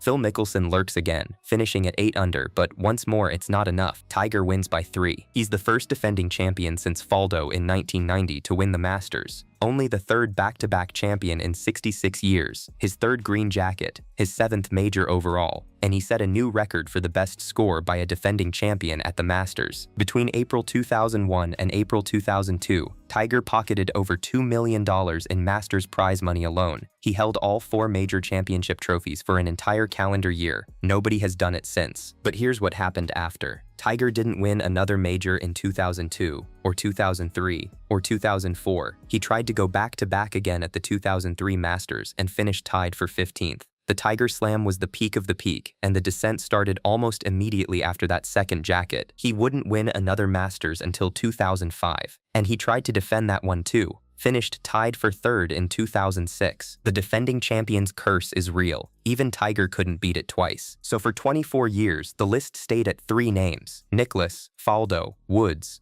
3 men in nearly 7 decades. And then came a 35-year-old from Holywood, Northern Ireland, who had been waiting 17 years for the one tournament that always broke his heart. To understand what Rory McIlroy accomplished, you need to understand what Augusta did to him first. His first Masters was in 2009. He was 19, missed the cut. Then came 2011, the collapse that every golf fan knows by heart. Rory takes a 4-shot lead into the final round. He's 21 years old. He shoots an 80. Triple bogeys the 10th after hitting his tee shot so far left, it ended up near the cabins between the 10th and the practice area. The cameras catch him walking off, looking like he's about to cry. He finishes tied for 15th. That ghost followed him for 14 years. He won 4 other majors, the 2011 US Open by 8 shots at Congressional, both the 2012 and 2014 PGA Championships, and the 2014 Open Championship at Royal Liverpool. He finished in the top 10 at Augusta 6 times between 2014 and 2022, runner-up to Scheffler in 2022, 4th in 2015, always close, never enough, 11 years without a major victory. He was one of a handful of active players with a shot at the career Grand Slam, but the Masters kept saying no. Then came April 2025, McIlroy's 17th trip to Augusta. He opens with a level par 72, 7 shots behind Justin Rose, fires back with a 66 on Friday, another 66 on Saturday for a 2-shot lead over Bryson DeChambeau. Sunday is chaos. He double bogeys the first hole, claws back with birdies at 3 and 4, builds a 4-shot lead with 6 to play, then hits a wedge into the water at 13 for a double bogey. Justin Rose, who started the day 7 back, posts a 66 to sit in the clubhouse at 11 under. McIlroy birdies the 15th with a hook shot around the trees from 207 yards, a shot ESPN called a contender for the greatest approach in Masters history. He birdies the 17th from 196 yards with an 8-iron to 3 feet. Then on the 72nd hole, he pushes his approach into a bunker, blasts out to 5 feet, misses the par putt. He's back to 11 under, tied with Rose, playoff. The 18th hole. This time, Rory doesn't flinch. He sticks his approach, rolls in the birdie putt, and falls to the ground. The career Grand Slam is complete. 6th man in history to win all 4 majors. He waited 17 years and 11 attempts, longer than almost anyone who's ever won it. You'd think that would be enough. It wasn't even close to enough. Please subscribe to our channel and help us reach 10,000 subs by month's end. Done? Thanks a lot. Let's continue. Fast forward to April 2026, the 90th Masters. McIlroy plays the first 2 rounds like a man possessed. 6 birdies in 7 holes on Friday through Amen Corner, including a chip-in at 17 that sends the patrons into a frenzy. By Friday evening, he leads by 6 shots at 12 under. It's the largest 36-hole lead in Masters history. Then Saturday happens. He shoots a 1/73. The 6-shot lead vanishes. He's tied with Cameron Young at 11 under. Sunday is chaos again. Justin Rose charges to 12 under and takes the solo lead on the front 9. Cameron Young grabs a share at the top. Scottie Scheffler, who started the weekend 12 shots back, fires a bogey-free weekend, the first at Augusta since 1942, and storms to 11 under. McIlroy falls 2 behind at one point. The defending champion's curse is happening in real time. Then he reaches the 12th hole, Golden Bell, 155 yards, and stripes his tee shot to set up a birdie. Only the 3rd birdie at the 12th in the final round all day. He birdies 13 right after. In 2 holes at Amen Corner, he goes from chasing to 3 shots clear. He pars his way home, mostly. His tee shot on 18 goes wild into the trees. He plays an 8-iron around the pines into a greenside bunker, chips up, 2 putts for bogey. His 2-shot lead becomes 1. Final score, 12 under, 276. 1 shot clear of Scheffler. And now we come to the last moment on this list. It may seem small compared to the others, but it's the one that will stay with you the longest. When you win back-to-back Masters titles, the previous year's winner can't place the green jacket on the new champion because you're the same person. So the Augusta National Chairman does it instead. Clifford Roberts did it for Nicklaus in 1966, Hord Harden for Faldo in 1990, Hootie Johnson for Tiger in 2002, and on Sunday, Fred Ridley did it for Rory McIlroy. 4 chairmen, 4 ceremonies, in 90 years. But the moment that matters most isn't the jacket. It's what happens after Rory walks off the 18th green. He hugs his daughter Poppy for the 2nd straight year as Masters champion. And then he sees his parents. Jerry McIlroy worked 100-hour weeks when Rory was growing up, bartending, managing a golf club locker room, scrubbing toilets. His mom Rosie worked the graveyard shift at a factory. They barely saw each other for years. Also, their son could chase a dream. Last year, when Rory completed the career Grand Slam, Jerry and Rosie watched from their living room in Northern Ireland, thousands of miles away, on a television screen. This year, they're standing on the 18th green at Augusta National. and their son is a two-time Masters champion. Rory McIlroy is now a six-time major winner, tied with Nick Faldo and Lee Trevino for 12th all-time. He's 36 years old, and in 2027, he has the chance to do something no golfer in history has ever done: win 3 consecutive Masters titles. Nicklaus tried, missed the cut. Faldo tried, tied for 12th. Tiger tried, tied for 15th. Nobody has ever done it. But after what Rory McIlroy has been through, the collapses, the comebacks, the blown leads, the clutch birdies, the playoff, the tears, is anyone really going to bet against him? But we are just getting started. Next, we have every insane rule a Masters champion must follow for life. From players bending the rules on live television to racial slurs caught on camera, from a marketing stunt that hijacked a civil rights ceremony to meltdowns so complete they rewrote the record books, Augusta National has witnessed some truly disgraceful behavior over its 90-year history. And some of these moments, the club would rather you forget entirely. From quiet rule violations that sparked global outrage to public displays that shattered decades of goodwill, these are the most shameful sportsmanship failures the Masters has ever seen. And we're starting with one that got a man banned for life. April 8th, 2021, the honorary starters ceremony at Augusta National. This is one of the most respected traditions in all of golf. Legends gather on the first tee to kick off Masters Week with ceremonial tee shots. But this particular ceremony is special. For the first time, Lee Elder is being honored alongside Jack Nicklaus and Gary Player. Elder was the first black golfer to compete at the Masters back in 1975, and Augusta is finally recognizing what that meant for the sport. Elder is 87 years old. He's in frail health. He steps onto the tee box to a standing ovation. Cameras from around the world lock onto the moment, and that's when viewers at home notice something strange. Standing directly behind Elder is Wayne Player, Gary's son, serving as his father's caddy. He's holding a sleeve of Encore golf balls at chest height, logo facing the cameras, positioned perfectly for maximum visibility. You can picture the scene: millions of people watching a historic moment, and right there in the frame is a man using it as a billboard, a guerrilla marketing stunt, during a ceremony honoring a civil rights pioneer, on live television. The reaction is instant. Social media explodes. Golf commentators can't believe what they've just witnessed. Wayne's own brother, Mark, publicly tweets that it was a shame and an embarrassment. Augusta National doesn't say a word publicly. They don't need to. Wayne's credential is revoked. That same day, he's escorted off the property and informed he will never be welcome back. Not next year, not ever. Wayne later calls the stunt tacky and says there was zero intent to upstage Elder. He writes an apology letter to Augusta. The club's response is cold. "We appreciate you reaching out and apologizing. We accept your apology, but we are not changing our position. You ruined a special moment in the history of the game of golf." Even Gary Player sides with the club. "A man's got to take his punishment," he says. "If he does something wrong and you don't want him back, then bar him." Jack Nicklaus tells Wayne directly, "What were you thinking?" Lee Elder dies 7 months later, in November 2021, at the age of 87. He never gets another ceremony, and Wayne Player never sets foot on Augusta National again. But here's the thing. That wasn't even the first time someone disgraced a Masters moment. Because next, we need to talk about what happened when Tiger Woods won his first green jacket in 1997. It's April 13th, 1997. Tiger Woods is doing something the golf world has never seen. He's 21 years old and he's destroying Augusta National, not just winning, obliterating. He shoots 70 in the first round after going 4 over on his opening 9, then fires a 66 and a 65 to open up a 9-shot lead heading into Sunday. His final round 69 gives him a total of 270, 18 under par, breaking Jack Nicklaus's tournament record of 271 set in 1965. His 12-shot margin of victory over runner-up Tom Kite is the largest in Masters history. At 21, he's the youngest Masters champion ever, and he's the first person of African heritage to win any major championship. This is a watershed moment for golf, for sports, for representation, but not everyone is celebrating. Fuzzy Zoeller, the 1979 Masters champion, is finishing his own round. He shot a closing 78 to finish tied for 34th, 25 shots behind Woods. When a reporter asks him about Tiger's dominance, Zoeller smiles into the camera and delivers a line that will haunt him for the rest of his career. He calls Tiger that little boy, and then says tell him not to serve fried chicken next year. Got it?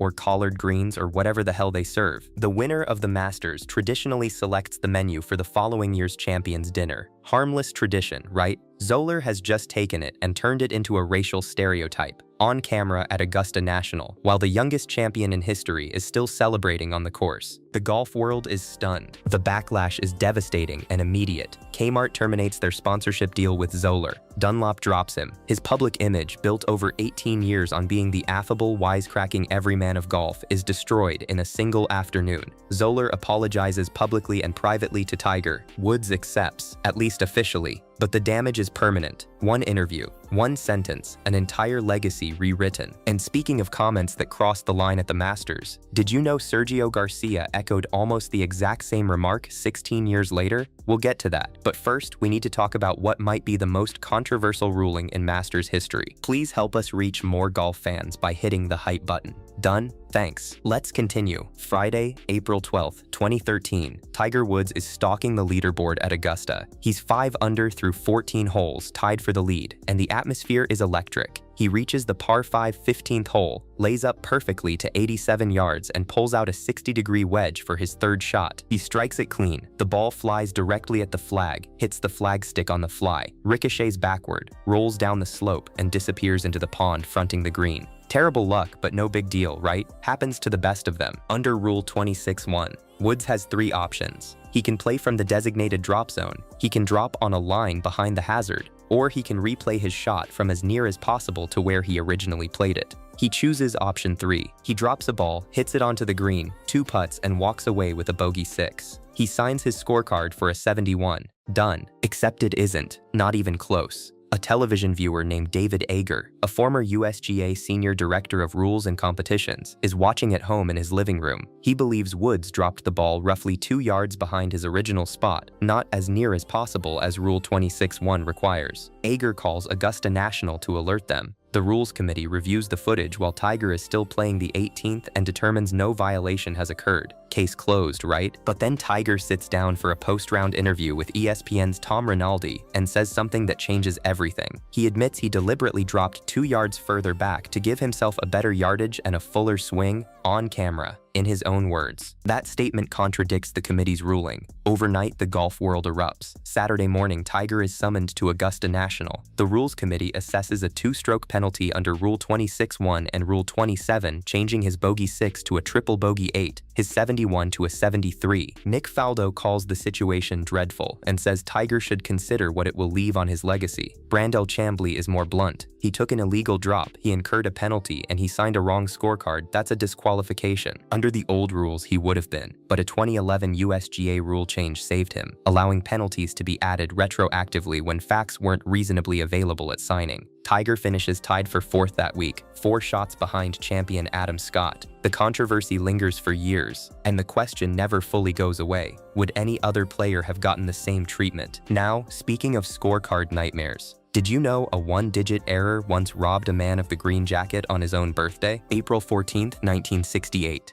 Easter Sunday, Roberto De Vicenzo's 45th birthday. The Argentine is the reigning British Open champion, one of the most beloved players in golf, and he's just played the round of his life. He opens with an eagle on the first hole. He rattles off birdies through the round. At the 17th, he sinks a 2-foot putt for birdie, carding a 3. He bogeys 18, but it doesn't matter. He's tied with Bob Golby in the clubhouse at 11 under par. A Monday 18-hole playoff is coming, except it isn't. At the scorer's table, De Vicenzo checks his card quickly. He doesn't catch a single-digit error that will define his entire legacy. His playing partner, Tommy Aaron, has accidentally written a 4 next to the 17th hole instead of the birdie 3 De Vicenzo actually made. De Vicenzo signs the card without noticing. In golf, the rule is absolute. If you sign for a score higher than what you actually made, the higher score stands. No exceptions, no appeals, no mercy. The birdie becomes a par, the tie becomes a 1-shot loss, the playoff is cancelled. Golby, who shot a brilliant closing 66, is declared the champion without a playoff ever being held. The green jacket ceremony that follows is by most accounts one of the most uncomfortable in Augusta history. De Vicenzo utters 6 words that become the most heartbreaking quote in Masters history. "What a stupid I am." He wasn't stupid, he was human. 1 digit, 1 moment of distraction on his 45th birthday.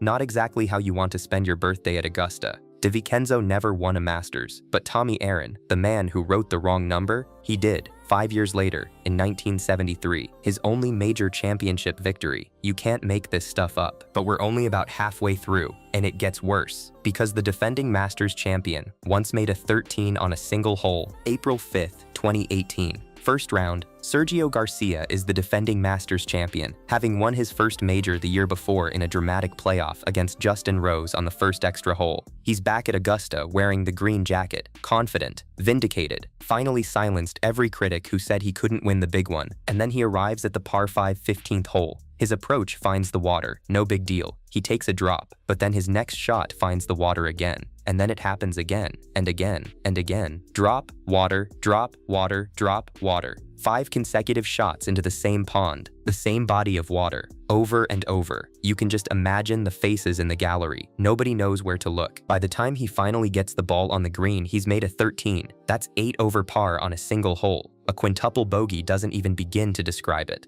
The television commentators don't know what to say. The patrons go quiet. His playing partners try not to look. Garcia finishes the first round with an 81 and misses the cut by a wide margin. It is the highest score ever recorded on the 15th hole in Masters history. This is the same man who, just 12 months earlier, had birdied that exact hole in the final round on his way to the green jacket. The defending champion, the man who was supposed to stand on the first tee Sunday and place the jacket on the next winner, self-destructs so completely that Augusta's record books need a new chapter. Garcia handles the aftermath with grace. He doesn't make excuses. He doesn't blame the wind or the course. He comes back and plays well in future years. But for one afternoon, the man who had finally conquered Augusta is conquered by it in the most spectacular way imaginable. And that 13 isn't even the most controversial thing Garcia did connected to the Masters, because there's also the fried chicken incident. Please subscribe to our channel and help us reach 10,000 subs by month's end. Done? Thanks a lot. Let's continue. May 21st, 2013. Just weeks after the Masters, Sergio Garcia and Tiger Woods are in the middle of a bitter feud. It started at the Players' Championship when Garcia accused Tiger of deliberately stirring up the gallery while Garcia was mid-swing on a shot. Woods denied it. Garcia called him a liar. The golf world chose sides. Then comes the European Tour Awards dinner at the BMW PGA Championship in Virginia Water, England. On stage, Garcia is asked whether he would invite Woods over for dinner during the upcoming US Open. Garcia smiles and says, "We will have him round every night. We will serve fried chicken." The room goes cold. The comment is an unmistakable echo of Fuzzy Zoeller's 1997 remarks, a racial stereotype aimed at Tiger Woods delivered on a public stage 16 years after Zoeller lost his sponsors for saying almost the same thing. Garcia claims it was a silly remark and says it was in no way meant in a racist manner. He apologizes publicly and privately. Tiger responds on Twitter, calling the comment wrong, hurtful, and clearly inappropriate. The European Tour takes action. Sponsors distance themselves. The two incidents, Zoeller in 1997 and Garcia in 2013, bookend 16 years of the same stereotype being aimed at the same man. Garcia later says that as soon as he left the dinner, he started getting a sick feeling in his body. His reputation carries the stain for years, only partially rehabilitated by his 2017 Masters victory. But here's where it gets even darker, because sometimes the most disgraceful behavior at the Masters doesn't come from individual players. Sometimes it comes from the institution itself. For the first 40 years of the Masters, from 1934 to 1974, no black golfer competes at Augusta National. The invitation system is structured in a way that makes it functionally impossible for black players to qualify. The PGA of America itself has a Caucasian-only clause in its membership policies until 1961. Charlie Sifford, widely regarded as the Jackie Robinson of golf, wins 2 PGA Tour events in the late 1960s and is one of the best players in America. He's never invited to Augusta, despite his accomplishments, and later says that Clifford Roberts, Augusta's co-founder, told him personally that black players would not be welcome. See where this is going? Lee Elder finally breaks the barrier in 1975 after winning the 1974 Monsanto Open, which qualifies him automatically through the existing criteria. But here's what nobody talks about. He receives death threats before his first round. He needs security escorts to and from the course. He rents 2 houses for the week, one a decoy, in case someone tries to find him. He misses the cut, but the barrier is broken. It takes until September 1990 for Augusta National to admit its first black member, television executive Ron Townsend. That's 56 years after the first Masters was played, and it takes until August 2012 for the club to admit its first female members, Condoleezza Rice and Darla Moore. 78 years. Let that number sit for a second. These aren't ancient history footnotes. These are policy decisions that shaped who competed, who watched, and who belonged at one of the most important sporting events in the world. Augusta has made strides since the Lee Elder Ceremony in 2021. The scholarship programs, the Augusta National Women's Amateur established in 2019. But the history is part of the institution's story, and the numbers don't lie. The next moment on our list is very different. No controversy, no rules violation.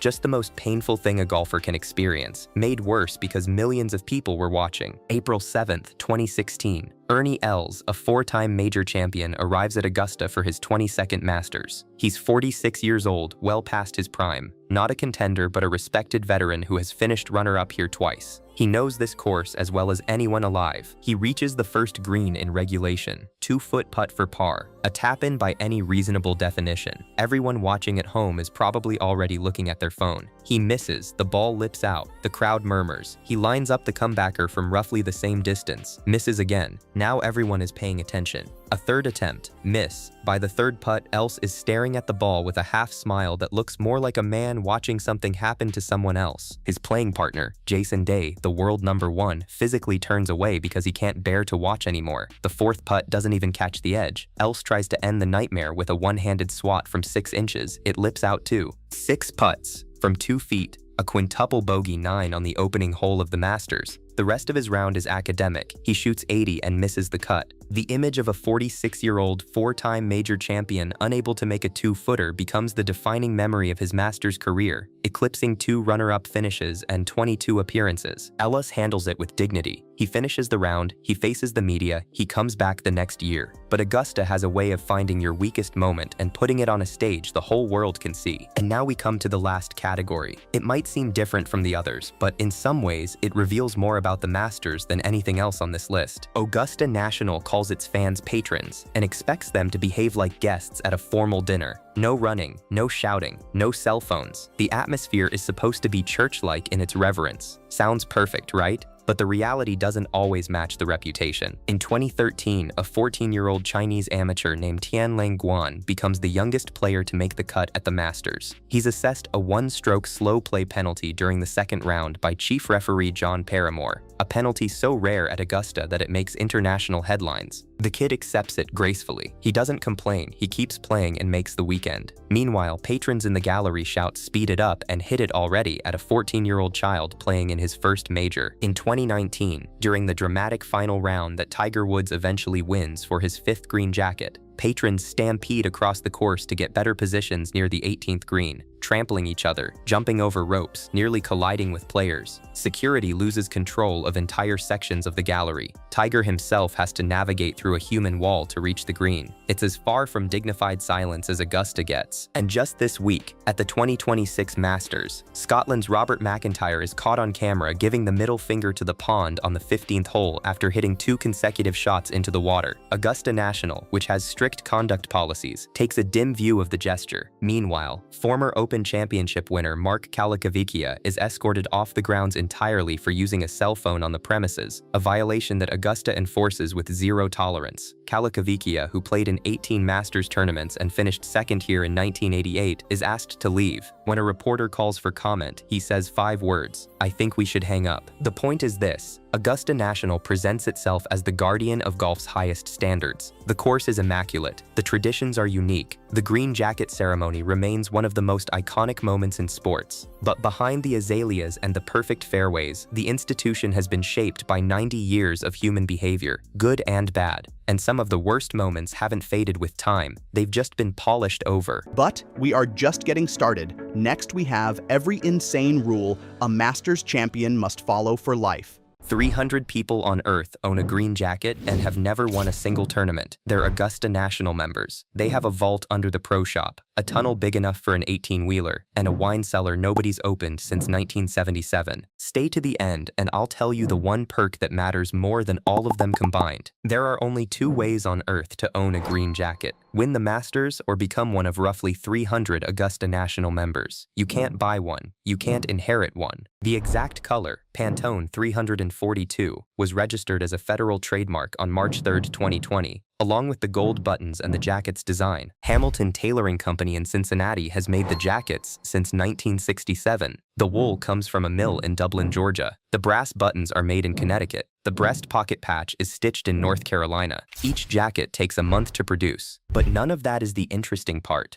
The interesting part is where they keep the jackets. Until 2023, the answer was a secret. Sam Farmer of the LA Times was the first journalist ever allowed inside. No photographs or video permitted. Just a walkthrough of a room Augusta had built underneath the members' pro shop in 2021. They call it the Green Jacket Vault. Picture this: an unmarked wooden door in the back of the pro shop. 24 stairs leading down, motion-sensitive lights illuminating the room as you descend. At the bottom of the stairs, behind museum glass, sits Byron Nelson's green jacket. Behind a second door, secured with a fingerprint scanner, sits the archive. The club's oldest jacket is there, dating back to the 1930s, with a different logo, a rough outline of the United States with a Gulf flag planted in Georgia. Two stacked rows hold roughly 100 green jackets in every size, with one dedicated section for the female members. When a new member joins, Chairman Fred Ridley himself meets them in the vault. A tailor measures them. They try on samples. Each finished jacket is given a unique identification mark. And behind two hidden panels are the liquor cabinets, one stocked with scotch, the other with bourbon. Now you'd think something this rare would cost a fortune to produce. The cost to make one? Around $250. The value of owning one? Different story. In 2013, Horton Smith's original green jacket, the one given to the winner of the very first Masters in 1934, turned up in a closet outside Atlanta. A distant relative had been keeping it there for decades without realizing what it was. The auction house expected it to sell for maybe $100,000. The winning bid was $682,229.45, the highest price ever paid for a single piece of golf memorabilia. Every member knows the rule. You cannot wear your green jacket off the property, ever. Golf.com reported that a longtime member once wore his jacket around Augusta town one night. He was seen. At the next Masters, when volunteer duties got handed out, he was assigned to trash collection. Augusta doesn't forget. But that jacket is just the start, because Augusta National members also have access to an entire underground world that patrons never see. Most viewers don't know this, but Augusta National has a network of tunnels running underneath the property. The biggest one passes beneath Washington Road, the 4-lane highway that borders the club, connecting the course to Augusta's Global Communication Center on the other side. It was first used at the 2021 Masters, built without ever stopping traffic on the road above, and large enough for a full-size 18-wheeler to drive through. That's not the only tunnel. A network of additional underground passages runs beneath the property, allowing delivery trucks and, according to Golf.com, very discreet guests to come and go completely unseen. Think about what Augusta pulls off during Masters Week. They move more than 200,000 patrons across 4 days of competition. A food operation, a merchandise operation, a hospitality operation, and a global broadcast. None of it is visible from the surface.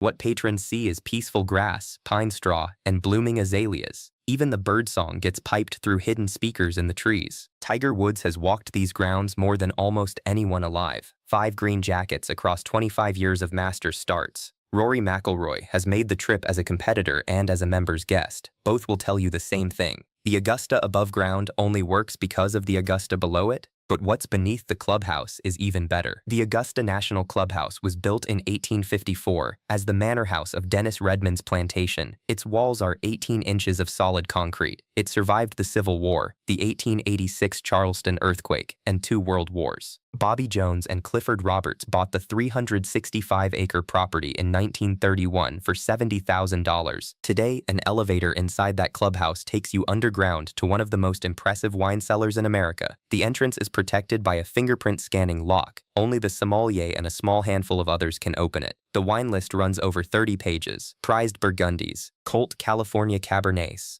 vintages private collectors would fight to get near. But one part of that cellar, nobody gets to touch. Tucked inside is a crate of wines that belonged personally to Clifford Roberts, the co-founder who ran Augusta from 1931 until his death on the grounds in 1977. Those bottles are off limits to everyone. They sit there untouched, a quiet memorial to the man who built the place. Rory McIlroy has been down there. At the 2020 Zozo Championship, he talked about the full guest experience. Staying in the cabins, doing the dinners, going down to the cellar and picking out a bottle to bring back up. Those are the cool things about Augusta that a lot of people don't see, McIlroy said. According to him, the prices members pay for that wine are remarkably reasonable compared to what the same bottles cost in restaurants. Ricky Fowler has praised it publicly. One golf club designer who visited as a guest called it not only the best wine cellar he'd ever been in, but the best he'd ever heard of, which pairs nicely with the next perk. And we are definitely not talking about the 1.50 pimento cheese sandwich. Please help us reach more golf fans by hitting the hype button.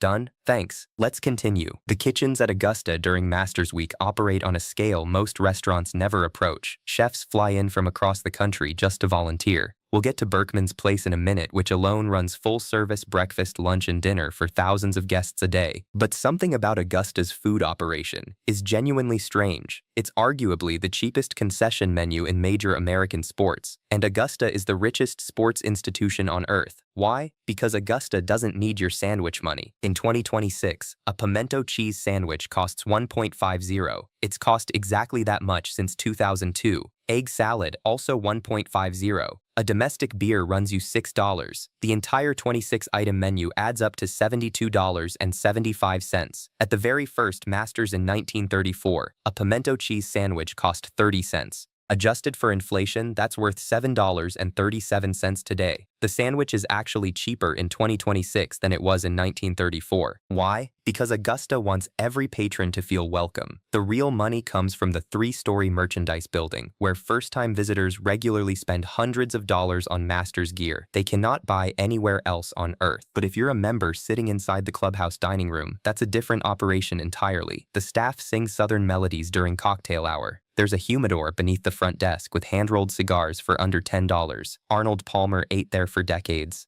Jack Nicklaus still does. Tiger Woods has shared meals with past champions in a room where the floorboards have been creaking for 170 years. One member described it to Golf Digest as like a casual summer getaway. Which is exactly the point. Augusta doesn't want members thinking about status. They want them thinking about golf. Quick thing, if this is the kind of golf story you want more of, hit subscribe and tap the bell. Back to the tour. Augusta National has 10 houses on the property. They call them cabins. Don't let the word fool you. These are 4-bedroom multi-story homes, with separate sitting rooms for every bedroom and upper floor porches that look out across the par 3 course and Ike's Pond. The most famous of them is the Eisenhower Cabin, near the 10th tee. Clifford Roberts had it built specifically for President Dwight the 500th. Eisenhower, after his election, designed in association with the Secret Service, with a basement built to house his security detail. A gold presidential seal hangs over the front porch. But the Eisenhower story at Augusta starts earlier, and it's one of the great what-ifs of American history. In 1948, Dwight Eisenhower had never held elected office. He was the most celebrated general of his generation, the man who led the Allied invasion of Normandy. But he hadn't run for anything. He had just stepped down as Army Chief of Staff and taken a job as president of Columbia University. He was, by every account, a man who wanted to play more golf. That year, an Augusta National member named William Robinson invited him to visit. Eisenhower was hosted by Robinson, Clifford Roberts, Coca-Cola chairman Bob Woodruff, petroleum executive Pete Jones, and Bobby Jones himself. Eisenhower stayed 10 days. He played golf. He played bridge. He was inducted as a member before he left. 4 years later, he was President of the United States, but the White House didn't stop him. He visited Augusta 29 times during his 2 terms in office, 45 times in total across his life. His desk is still sitting in the cabin's upstairs library. The rotary dial phone he used sits on top of it. But there's one thing Eisenhower wanted at Augusta that he never got, and it became the most famous tree in golf. The Eisenhower tree was a loblolly pine on the 17th hole, about 210 yards off the tee on the left side of the fairway. Eisenhower hit that tree so many times during his rounds that in December 1956, at a Club Board of Governors meeting, the President of the United States officially proposed cutting it down. Clifford Roberts, without pausing, ruled the president out of order and adjourned the meeting before a vote could happen. The tree stood for another 58 years. In February 2014, an ice storm finally did what Eisenhower never could. The pine was so badly damaged, Augusta had to remove it. And that's the wild thing about Augusta. The cabin is still there. The desk is still there. The rotary phone is still there. Eisenhower got the pond he proposed in 1949, which still sits beside the par 3 course and still bears his name. He never got his tree. During Masters Week, 4 cabins are reserved for tournament sponsors: Mercedes-Benz, IBM, AT&T, and Bank of America. The rest are for members and their guests. Jordan Spieth has stayed on the grounds. Phil Mickelson has stayed on the grounds. Every night during Masters Week, the cabins become the setting for private dinners, wine cellar visits, and stories that never leave the property. But being a guest at Augusta is not what you'd expect. Because the experience doesn't start when you tee off. It starts the moment you turn onto Magnolia Lane. When a member invites you to Augusta National, you are not just playing a round of golf. You are entering a world that runs by different rules. You drive through the gate, past the 61 magnolia trees planted in the 1850s. Your bag is taken, you are shown to your cabin, the staff already knows your name. That evening, you have dinner in the clubhouse. Members wear their green jackets, guests do not.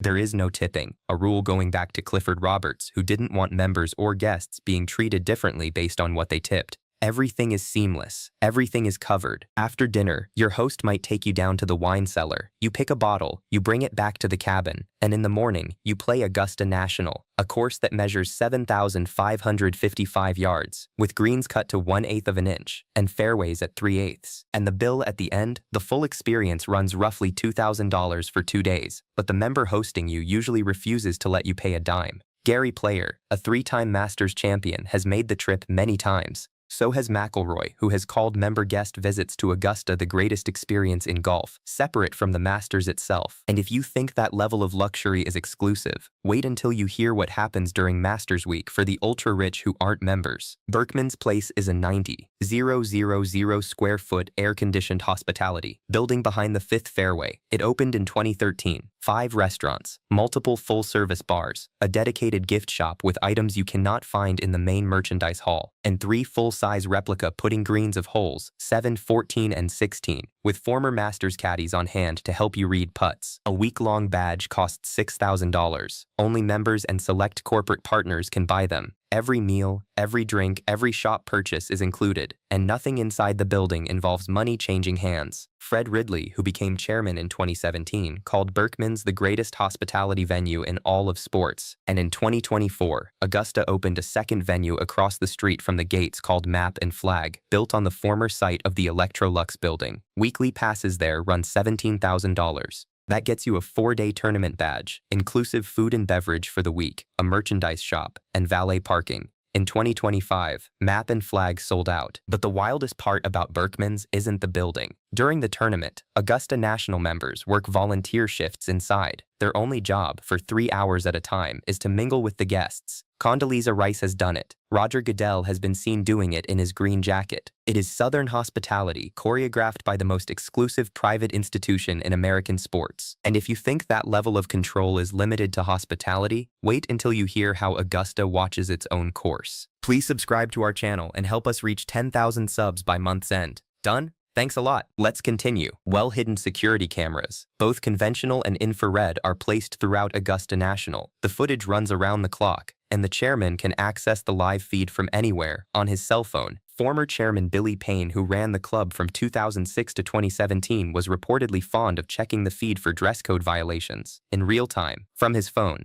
No shorts, no denim, no untucked shirts, no running, no cheering. When a player makes a mistake, break a rule, and you don't get a warning, you get removed. Pinkerton guards still handle enforcement, and if you're a member who breaks the wrong rule, you already know what happens. Trash duty. During Masters Week, every credentialed media member receives a badge with an embedded RFID tracking chip. The club knows exactly where every person with a press badge is at any moment, and one broadcaster can tell you exactly what happens when you cross the line. His name is Gary McCord. During the 1994 CBS broadcast of the Masters, McCord was calling the action when he joked that Augusta's greens were bikini waxed, and that body bags lay behind one of them. Tom Watson wrote a letter to the chairman. McCord was pulled off Masters coverage. He has never called another one. In 32 years, Augusta doesn't just control the experience. They monitor it, enforce it, and remember it. Which raises the obvious question, what does all of this cost? Augusta keeps its finances as private as its membership list. There is no publicly confirmed initiation fee. Reporting from Bloomberg, Golf.com, and Golf Digest has placed it anywhere from $40,000 to $250,000. Annual dues are estimated at $10,000 to $30,000. For context, the initiation fee at Liberty National in New Jersey reportedly runs around $500,000. Shinnecock Hills is in the same range. The Bridge in Bridgehampton has been reported above $1 million. Even an upscale country club in a major American city runs $50,000 to $100,000 just to get through the door. Whatever Augusta charges, members describe it as remarkably affordable for what you get. And the list of people who pay it? That's where it gets interesting.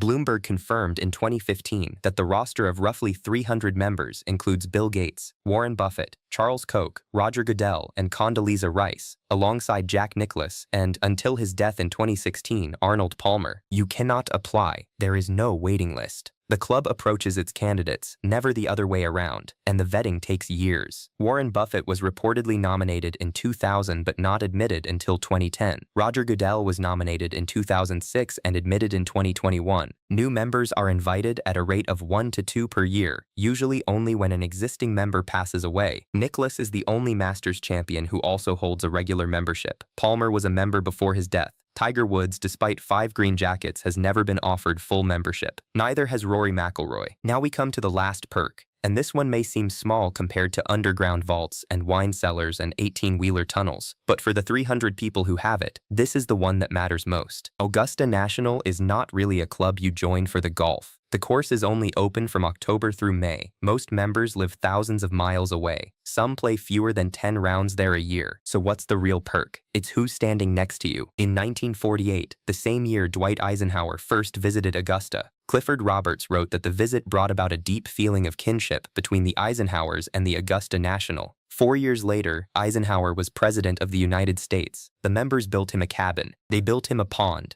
And when the president proposed cutting down a pine tree on the 17th hole, the club chairman didn't say no to the most powerful man on earth. He simply adjourned the meeting. That's what Augusta does. It takes people who have already arrived, who have already won everything there is to win, and it gives them a place where none of that matters. A place where nobody hands out business cards, nobody networks, nobody pitches, just golf, dinner, and conversation with people whose names have been in headlines for decades, who for a few days are just men and women trying to read a tricky putt on the 14th green. But the best example of what Augusta really means to people isn't Eisenhower. It's Rory McIlroy. McIlroy spent his whole life dreaming of winning the Masters. When he finally did it, in April of 2025, completing the career Grand Slam after 17 years of trying, the moment that broke him wasn't the putt on 18. It was thinking about his parents. His father, Jerry McIlroy, had worked 100 hours a week so his son could play golf. He cleaned toilets and showers at a local sports club in the mornings. He tended bar at Hollywood Golf Club from noon until 6. Then he went back to the sports club and worked the bar in the evenings. Rory's mother, Rosie, worked night shifts at a 3M factory. And on Masters Sunday, 2025, in the Butler cabin interview, with a green jacket on his shoulders and Jim Nantz across from him, McIlroy didn't talk about the putt. He didn't talk about Justin Rose, or the playoff, or the weight of the Grand Slam. He talked about his dad. I always think back to growing up at Hollywood Golf Club and playing with him there, McIlroy said. And to think that 20 years down the line, we'd be walking up the 18th at Augusta together. Everyone talks about winning the Masters. Nobody talks about the people you walk up 18 with, the wine you drink the night before, the member who paid for your cabin and refused to let you say thank you, the 300 people who for a few days a year make this the rarest club on earth. You can own a green jacket without ever winning a golf tournament, but you cannot buy what it stands for. Bobby Jones dreamed it. Clifford Roberts built it. Eisenhower made it his second home, and 9 decades later, roughly 300 people alive today carry that same green jacket in a fingerprint-locked vault underneath the pro shop. And that, more than the vault, more than the tunnel, more than the wine cellar sealed since 1977, is the real perk. But we are just getting started. Next we have every insane rule a Masters champion must follow for life. Last year's Masters winner Rory McIlroy earned $4.2 million, the most in Masters history. But did you know there are many other perks that Masters winners get, and 3 of them are actually more valuable than the prize money itself? One of them, Donald Trump, has tried to get his whole life and never will. And honestly, there might be even more than 3, because money isn't everything, and one of them brought Tiger Woods to his knees in tears. Let's start with an easy one. The 5-year exemption to all majors and the PGA Tour. As a Masters winner, you get a 5-year exemption to all 4 majors, meaning you don't have to qualify to compete in the Masters, the British Open, the US Open, or the PGA Championship. All of these tournaments have immense prize money, which then becomes available to you, if you win, of course. You also get a 5-year exemption to the Players' Championship, which has the biggest total prize money in golf, plus even more exemptions. But let's calculate what could be on the table for a Masters winner from these. First, here's a conservative scenario. Let's assume the Masters winner is a solid journeyman who just makes cuts and finishes middle of the pack. Even with mediocre finishes, here's what you take home. At the Masters, somewhere between $75,000 and $100,000. At the US Open, $80,000 to $115,000. At the PGA Championship, $70,000 to $90,000. At the Open Championship, $60,000 to $80,000. And at the Players Championship, which remember has the biggest purse in golf, around $100,000 to $150,000. Add all that up and you're looking at roughly $400,000 to $535,000 per year, just for showing up, making the cut, and finishing in the middle of the pack. Now multiply that by 5 years. Now that's $2 to $2.7 million. That's just about half of the Masters prize money for first place. The worst case scenario, if you didn't have a single great week. But most Masters winners aren't journeymen grinding out 35th place finishes. They're elite players. So let's look at a more realistic scenario. Let's say you're a competitive player who occasionally cracks the top 20. A tie for 21st at the Masters pays $210,000. The same finish at the US Open, around $200,000. At the PGA Championship, $180,000. At the Open Championship, $150,000. And at the Players Championship, $250,000. Add those up and you're earning close to $1 million per year. Over 5 years, that's approximately $5 million, which, if you remember, is already more than the $4.2 million first place check that got you these exemptions in the first place. And we're still not talking about winning anything. We're talking about a guy who finishes 20th and goes home. So let's look at the best case scenario. A top 8 finish at the Masters pays $588,000. At the US Open, around $550,000. At the PGA Championship, $500,000. At the Open Championship, $400,000. And at the Players, $650,000. That's roughly $2.7 million per year. Over 5 years, that's $13.5 million, more than 3 times the original prize money. And we haven't even talked about the rest of the PGA Tour season yet. Because along with those major championship exemptions, you also get a 5-year PGA Tour card. This lets you compete in over 40 tournaments that make up the PGA Tour season each year. Now, 5 of those events are the majors and the Players' Championship, which we already covered. But that still leaves around 35 other tournaments throughout the year, signature events, invitationals, and regular tour stops, all with prize money up for grabs. A solid PGA Tour player competing in 20 to 25 of these regular events can earn an additional $1 to $2 million per year on top of the majors. Over 5 years, that's another $5 to $10 million.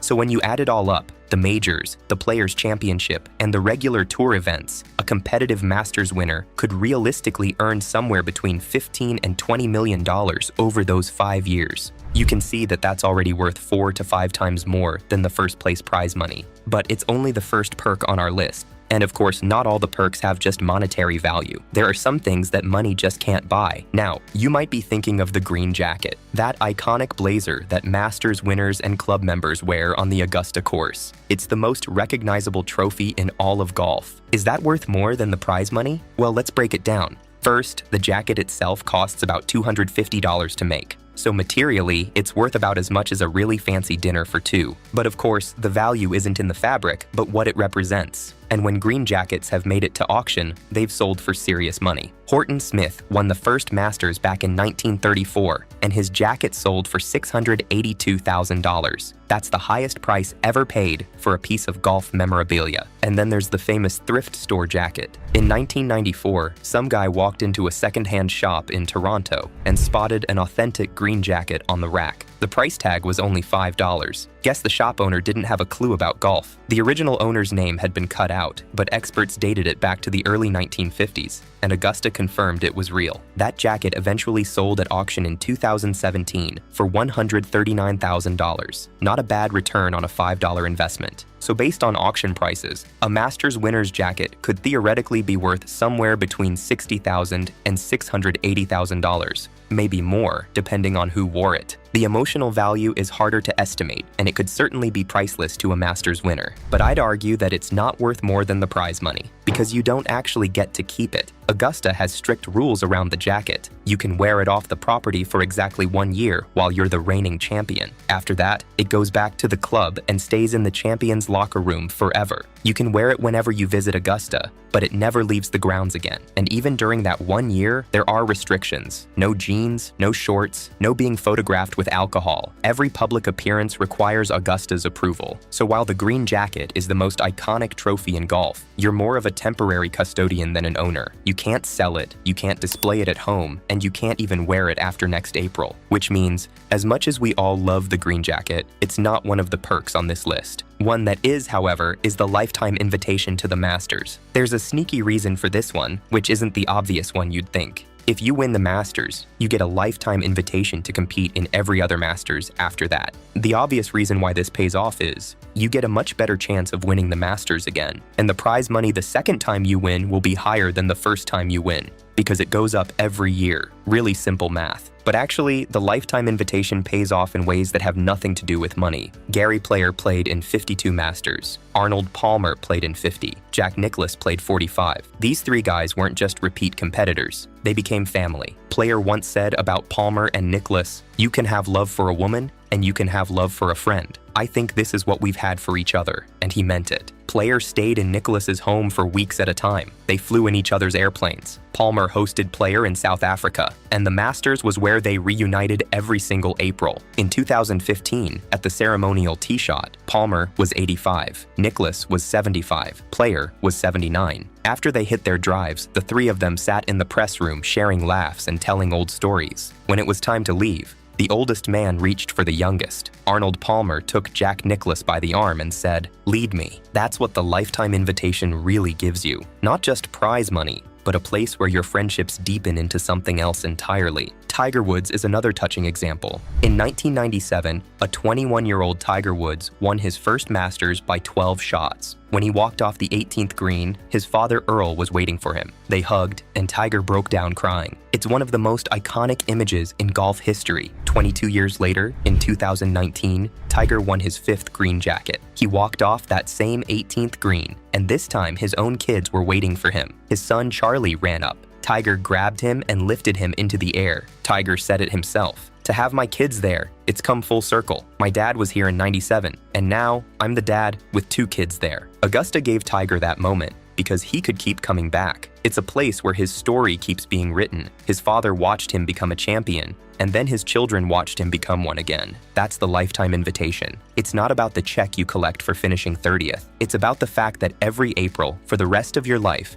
you have a home to return to. It becomes a place where the greatest moments of your career happen, and your rivals become your brothers. You can't put a dollar amount on that, and that's why it's one of the Masters perks that's worth more than the prize money. And honestly, we could consider a few other perks you get as a Masters winner to also be emotionally more valuable than the prize money. For example, the locket. Many golf fans have never even heard of this one. When you win the Masters, you receive a solid gold pendant shaped like the Augusta National emblem. It's about 1.5 inches tall, and it opens 3 ways. Inside, there's a silhouette of the famous clubhouse, your name engraved, and an inscription that reads, "Ben Hogan, founder of the Masters Club." Ben Crenshaw, who has presented this locket to defending champions since 2005, calls it the most beautiful thing you've ever seen. The locket was originally designed for the men. It's their official certificate of membership into the Masters Club. But as Julie Crenshaw, Ben's wife, put it, what does a man do with a locket? So somewhere along the way, probably starting with Barbara Nicklaus, the wives claimed it. They put them on necklaces and started wearing them. Julie Crenshaw wears hers the entire month of April. And just like the green jacket, you only get 1 locket, no matter how many times you win the Masters. So is the locket worth more than the prize money? For some players, it could be. For example, Jack Nicklaus considers his Masters locket one of his most prized keepsakes. Why? Because Ben Hogan handed it to him personally in 1964. "I still remember when he gave it to me and what it meant to me that I received it from him," he said. Tom Watson has an even more remarkable claim. He won the Masters in 1977 and again in 1981. When he received his locket, Hogan was the one who placed it in his hands. And that was the last time Hogan ever appeared at the Champions Dinner. Watson said he was pretty overwhelmed when he realized what that meant. "I'm the last link in that particular chain to Hogan, you could say," he said. "So what's the locket actually worth? The gold might be worth a couple $1,000s, but the memory of Ben Hogan handing it to you and the tradition of your wife wearing it every April for the rest of her life, that's harder to put a price on. But at the end of the day, it's still an object. And objects, no matter how symbolic, are never worth more than experiences. They can be lost,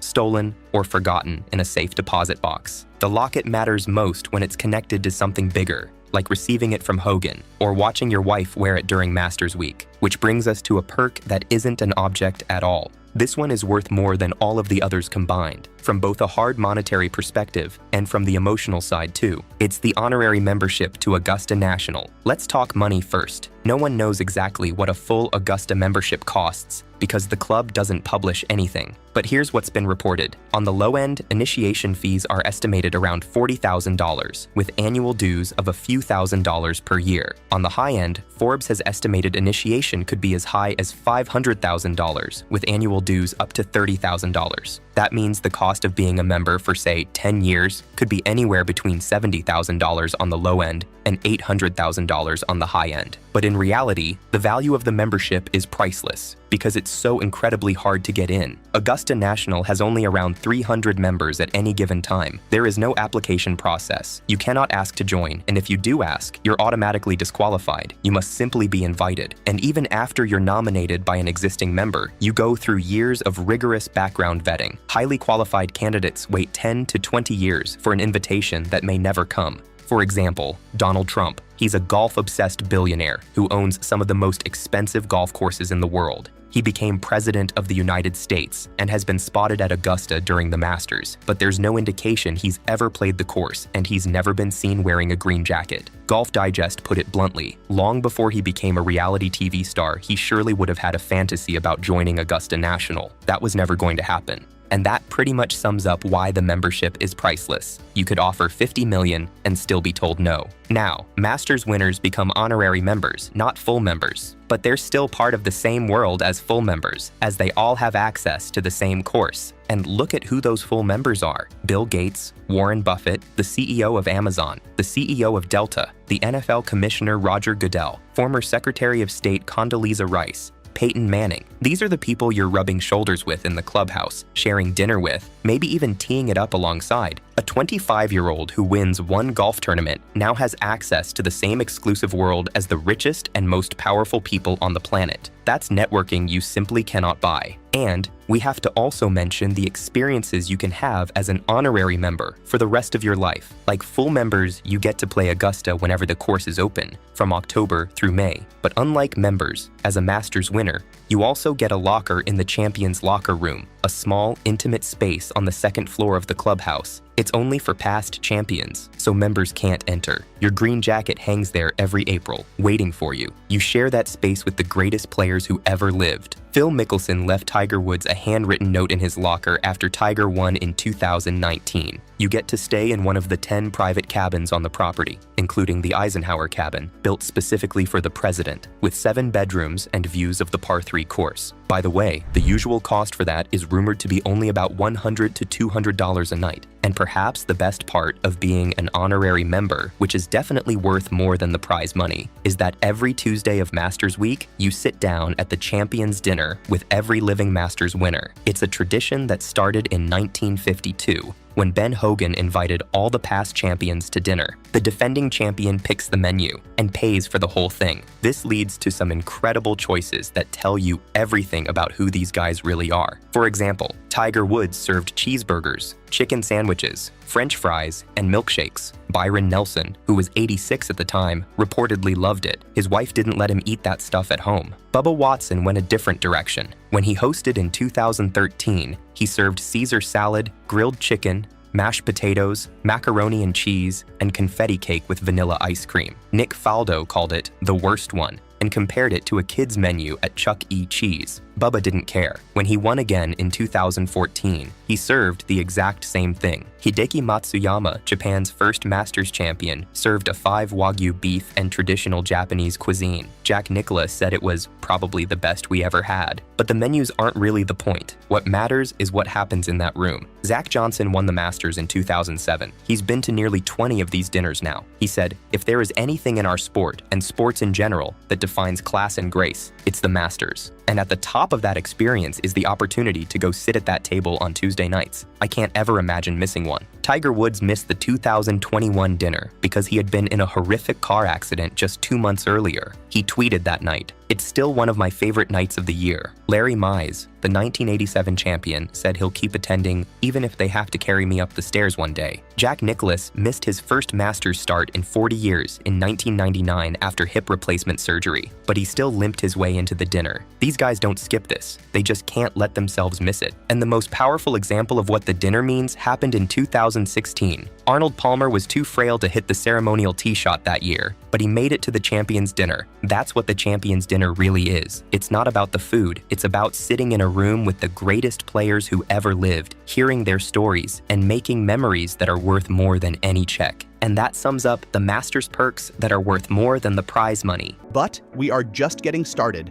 Next, we have every insane rule a Masters champion must follow for life. The strategies the pros use to navigate Augusta National will genuinely surprise you, and once you understand these genius strategies, you will start thinking about every hole you play in a completely new light. Augusta plays at 7,565 yards and par 72 for the 2026 Masters, but that tells you almost nothing about why it is so hard. We are going hole by hole through all 18, revealing what the pros are doing and what they are desperately trying to avoid. Stick around, because the holes at the end are where tournaments go to die. And let's start with Augusta's most famous hole, Hole 12, Golden Bell. The hole that defines Augusta. Just 155 yards on the card, Golden Bell is Augusta's shortest par 3, yet historically one of the course's toughest holes. Augusta itself calls it one of the most famous golf holes in the world. And the reason is simple. The shot never feels fully under control. Rays Creek sits in front. 3 strategically placed bunkers guard the green.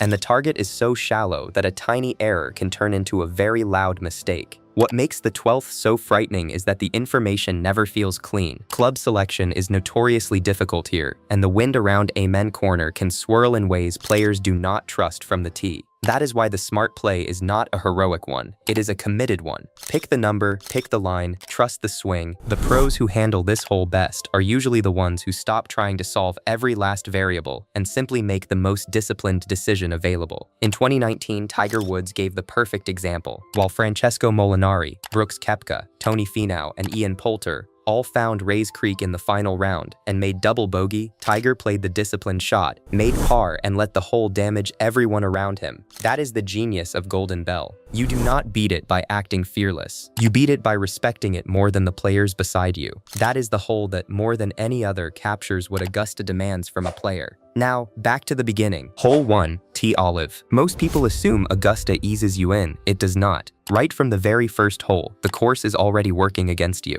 The fairway curves to the right and the landing area feels tighter than it looks. There are no obvious dangers in sight, and from the tee, the whole thing looks perfectly reasonable. Augusta is already daring you to be aggressive before you have even found your footing. What the pros know is that this hole is not about distance. It is about shape and control. The ideal tee shot curves gently from left to right and settles into the center of the fairway. From there, the approach to the green is manageable. Miss the fairway going right though, and the shot into the green becomes genuinely complicated because the green tilts back toward the player and does not hold the ball well from wide angles. Smart players walk off the first hole with a par and feel good about it. Players who try to be the hero on the opening shot can walk off with a bogey before the round has even started. And here is the thing. That pattern plays out on every single one of the 18 holes that follow. The only question is how Augusta disguises it each time. Hole 2, Pink Dogwood. If the first hole sets the tone, the second hole is where Augusta starts dangling something in front of you. At 585 yards, it is a par 5, which in golf means it is one of the holes where players are expected to score well, and the course knows that. The birdie opportunity here is real. For the very best players in the world, even an eagle is possible. So Augusta does something interesting. It lets you see the reward clearly, and then it quietly makes the route to it far more precise than it looks. The approach to the green is protected by large, deep bunkers on either side, and they are the main reason the second shot demands more precision than the distance might suggest. Players who find the bunkers on the right have a recovery that is rarely clean. The pros who score well here commit to the correct line on both shots and leave themselves genuine opportunities rather than awkward scrambles.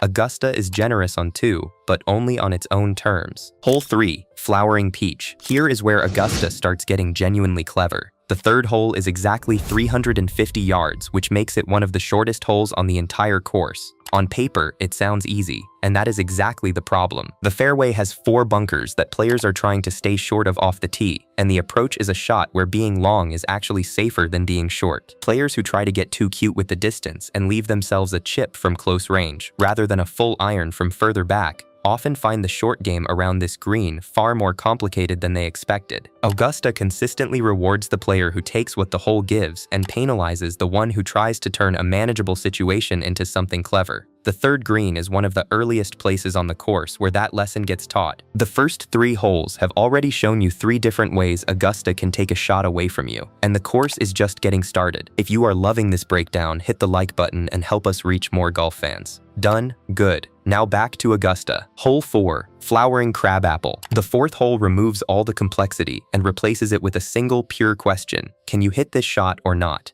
At 240 yards, it is one of the longest par 3s at Augusta, which means players are hitting a long club from the tee directly at a green they have to land on. There is no fairway to aim for, no second shot to fall back on, just the tee, the green, and a distance that has to be right. What makes this hole so difficult is the wind, which can be genuinely hard to read from the tee. The trees around the tee box mask what is happening higher up, and players can feel almost nothing at address and still watch the ball get pushed offline mid-flight. The best players build a margin of error into their club selection, rather than trusting a read that may not hold all the way to the green. On the 4th hole, picking a number and committing to it matters more than finding the perfect calculation. Hole 5, Magnolia. By the time players reach the 5th hole, Augusta has made its personality clear. This course rewards patience and punishes impatience. Magnolia plays nearly 500 yards uphill and was designed with the road hole at St. Andrews in mind, which tells you immediately what kind of challenge is coming. The fairway bunkers are a genuine part of the defense, and the tee shot has to work around them while still setting up an approach angle that is actually usable.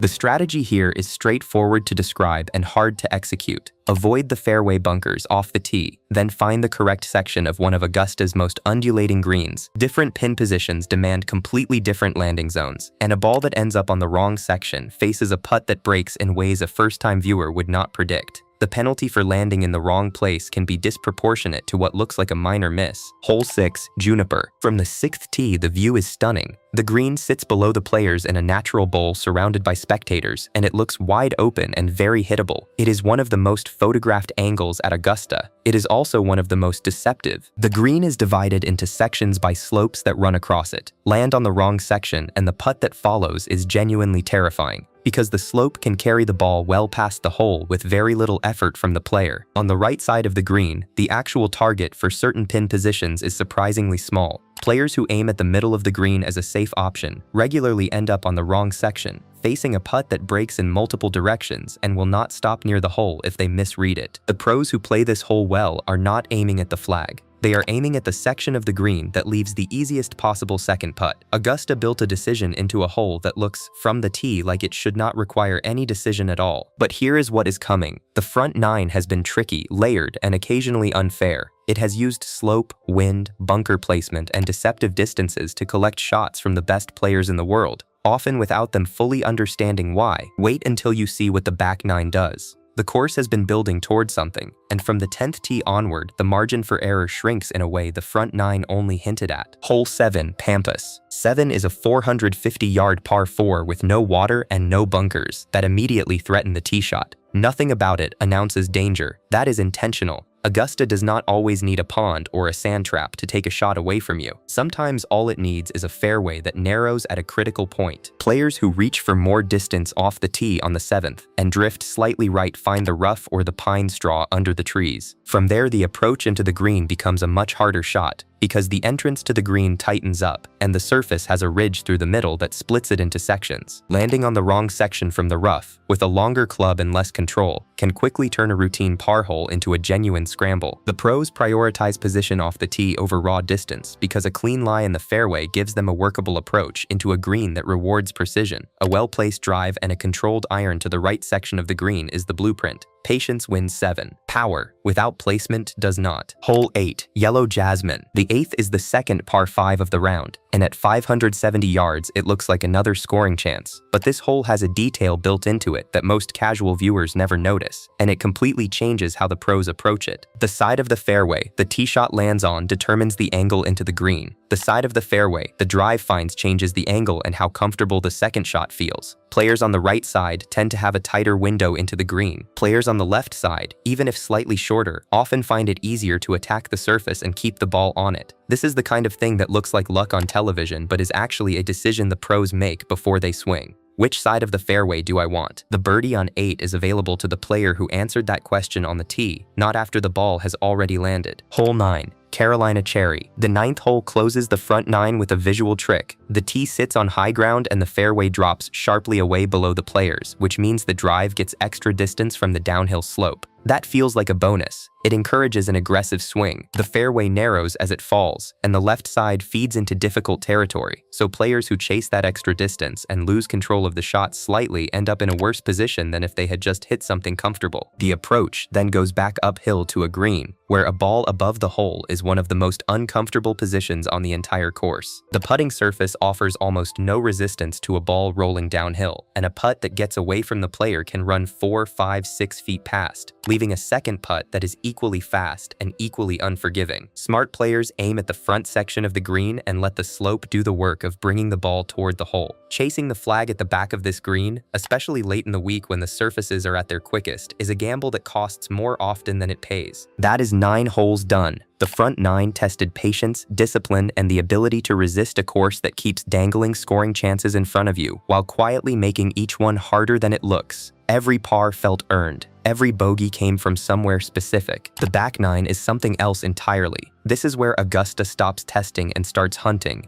and the holes that follow are the reason the Masters is decided on Sunday, not Thursday. Hole C, Camellia. The 10th tee at Augusta is where the round changes personality. The fairway drops away steeply and curves hard to the left, and the atmosphere is immediately heavier. Players who have kept a round together through the front 9 know that everything they have built can come apart very quickly from here. The correct shot off the 10th tee curves from right to left, working with the bend of the fairway. Players who push the drive to the right, whether from misreading the hole or from a swing that does not quite hold up under the added pressure of the back 9, get caught by a slope that keeps feeding the ball further right. From the trees or the rough over there, the approach to the green is long and the angle is bad. The green itself slopes from left to right, which means even the approach shot direction matters. A player coming in from the left side of the fairway has a much better chance of controlling where the ball lands on the green. A player coming from the right is trying to hold a surface that is running away from the shot. One loose swing on the 10th can undo a whole morning of careful golf. The back 9 at Augusta is full of holes designed to do exactly that, and the 10th is the one that announces it most clearly. Players who come through here with par feel the shift. Players who do not feel it even more. Hole 11, White Dogwood. The 11th hole at Augusta has ended countless Masters runs. It does not do it with anything showy. It does it quietly and permanently. At 520 yards, it is one of the longest par 4s in any major championship, and it curves left toward a green that has a pond protecting the entire left side. Augusta's own description of the ideal tee shot here is a drive of more than 325 yards up the left side of the fairway. That positioning is everything on this hole. Players who miss right face an approach from a worse angle, aiming at a green where the flag is often tucked close to the water, requiring a longer shot over the pond into a surface that tilts toward the hazard. What the smartest players in the world do on the 11th hole is not try to make birdie. They try to make par and protect what they have. That sounds straightforward. On a Sunday afternoon at Augusta, with the leaderboard shifting and crowd noise drifting through the trees from other parts of the course,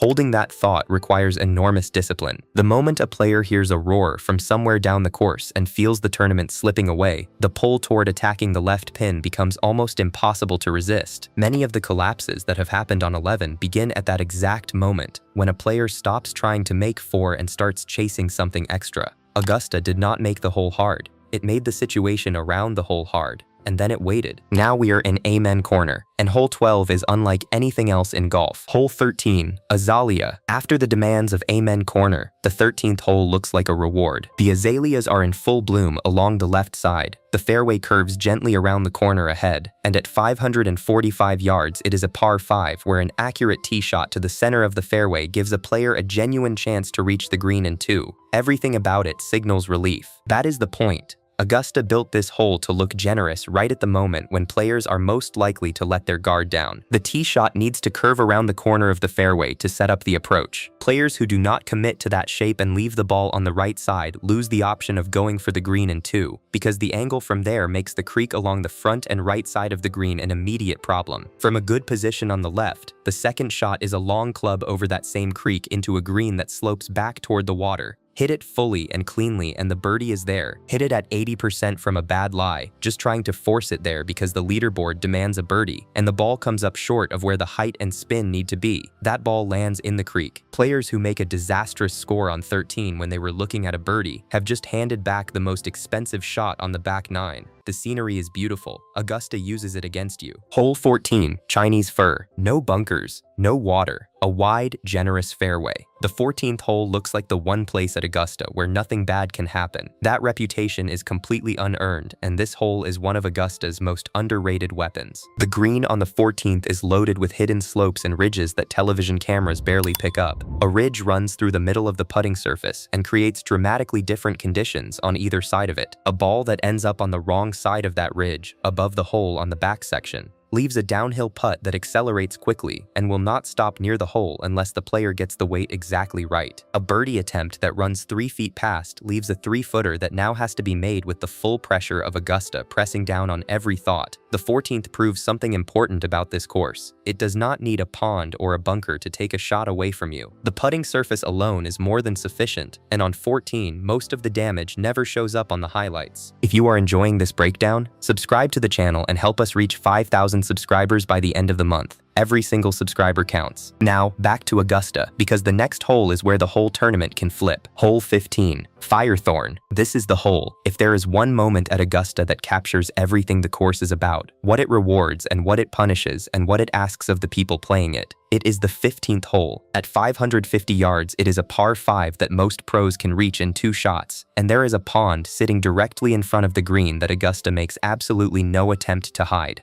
The risk is right there, visible from the fairway, unavoidable. The course is asking a very clear question. Are you good enough? And more importantly, are you smart enough? A clean drive to a flat lie in the center of the fairway gives a player a genuine chance to reach the green in 2. If that second shot is struck properly, it carries the water, lands on the green, and the reward is a putt for eagle or a very simple birdie. Augusta pays out in full for a well-executed shot on 15. The penalty for getting it wrong is equally immediate. A slightly thin or hesitant second shot can come up wet immediately. There is rarely a lucky bounce at the pond's edge. The recovery costs at least 2 extra shots on a hole that was just offering eagle. But here is what makes 15 the most revealing hole at Augusta. The decision whether to go for the green or play it safe is never just about distance or skill. It is made on Sunday afternoon of the Masters by a player who knows exactly what position they are in, whose hands are tight, whose mind is calculating the leaderboard at the same time as it is trying to execute a golf swing. The shot that looked straightforward in the practice round is a completely different proposition when everything depends on it.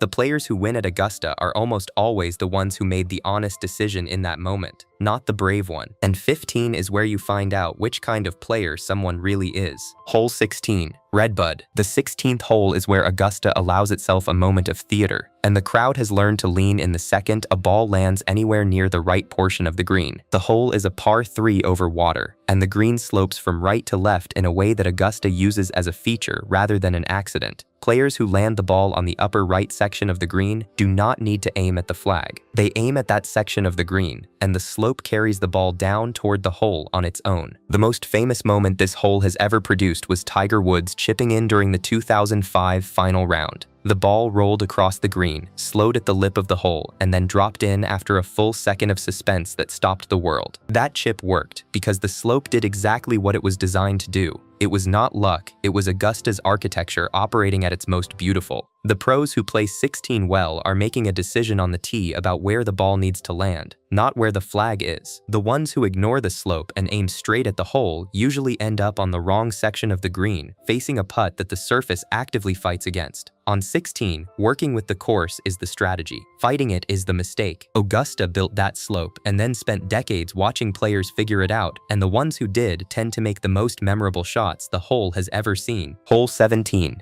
Nandina. By the 17th tee in the final round, the tournament is close enough to touch. Everything that has happened over the previous 16 holes, every good decision and every mistake has led right here. The body knows it. The heart rate is elevated. The mind is running through the leaderboard, whether the player wants it to or not. And into all of that, the 17th presents a 450-yard par 4, lengthened for the 2026 Masters, that demands everything a player has left. The green slopes off in all directions, which means there is no safe quadrant where you can simply land the ball and walk up to an easy two-putt. Every approach has to be aimed at a specific window, and anything that misses that window leaves a chip or putt that the surface is not going to cooperate with. This hole played among the hardest on the entire course during the 2025 Masters, which tells you everything about how deceptive the yardage is. The window for the correct shot is narrow, and the approach is being made with a long club under maximum pressure. 17 is where rounds that have held together all day either hold one more time or quietly come undone. Staying process-focused on this tee, committing to a specific target, and making an unhurried swing is one of the hardest things in golf. It is also the approach that holds up best under those conditions. Hole 18. Holly. Every hole at Augusta has been building toward this. The 18th is a 465-yard par 4 going uphill, and it is Augusta's final examination of everything it has been testing since the opening tee shot on Thursday morning. The fairway is guarded by two bunkers on the left side, sitting at the inside elbow of the dogleg,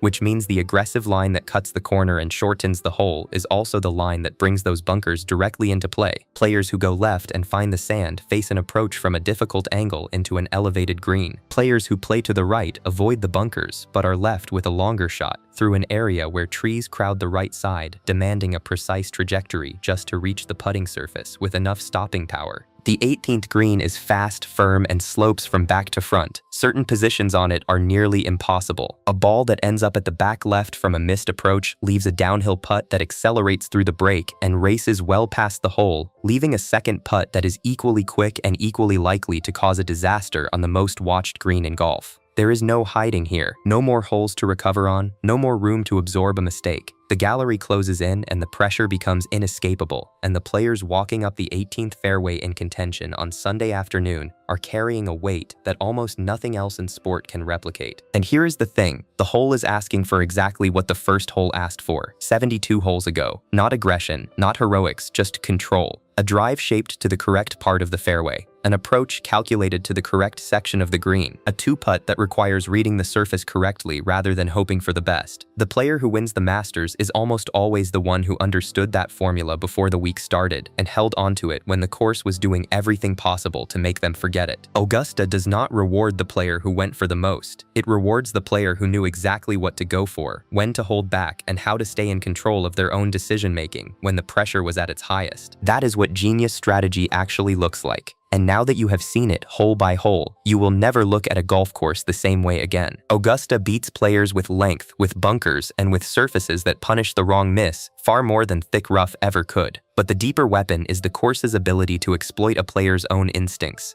The fairways look generous until they narrow at a critical point. The greens look hittable until the slope feeds the ball somewhere unplayable. Every scoring chance comes with a hidden cost, and Augusta keeps changing the question so players can never fully settle into a comfortable answer. The players who win there are not always the best ball strikers in the field that week. They are the ones who made better decisions under pressure, held their nerve when the course was doing everything possible to take it away, and understood that controlling the wrong miss matters more than chasing the perfect shot. Once you know what to look for, you will start seeing it every time you step onto a course yourself. That is the genius of Augusta, and now you have seen exactly how it works. But we are just getting started. Next we have every insane rule a Masters champion must follow for life. This is one of the most infamous 10 minutes in Masters history. April 10, 2016, the final round at Augusta National. Defending champion, 5-shot lead at the turn, standing on the scariest par 3 in golf, 2 balls in Rays Creek, a quadruple bogey 7, a record nobody ever thought possible. And somehow, this isn't even the worst disaster Augusta's 12th hole has ever seen. It's April 10, 2016. Sunday afternoon at Augusta National. Jordan Spieth is 22 years old and the defending Masters champion. He's just birdied his last 4 holes on the front 9 to reach 7 under. He leads the tournament by 5 shots with 9 holes to play. And in Masters history, nobody who has ever held a 5-shot lead walking off the 9th green on Sunday has lost it on the back 9. Nobody. That's 79 Masters tournaments of precedent. The green jacket is as good as his. Then he bogeys 10,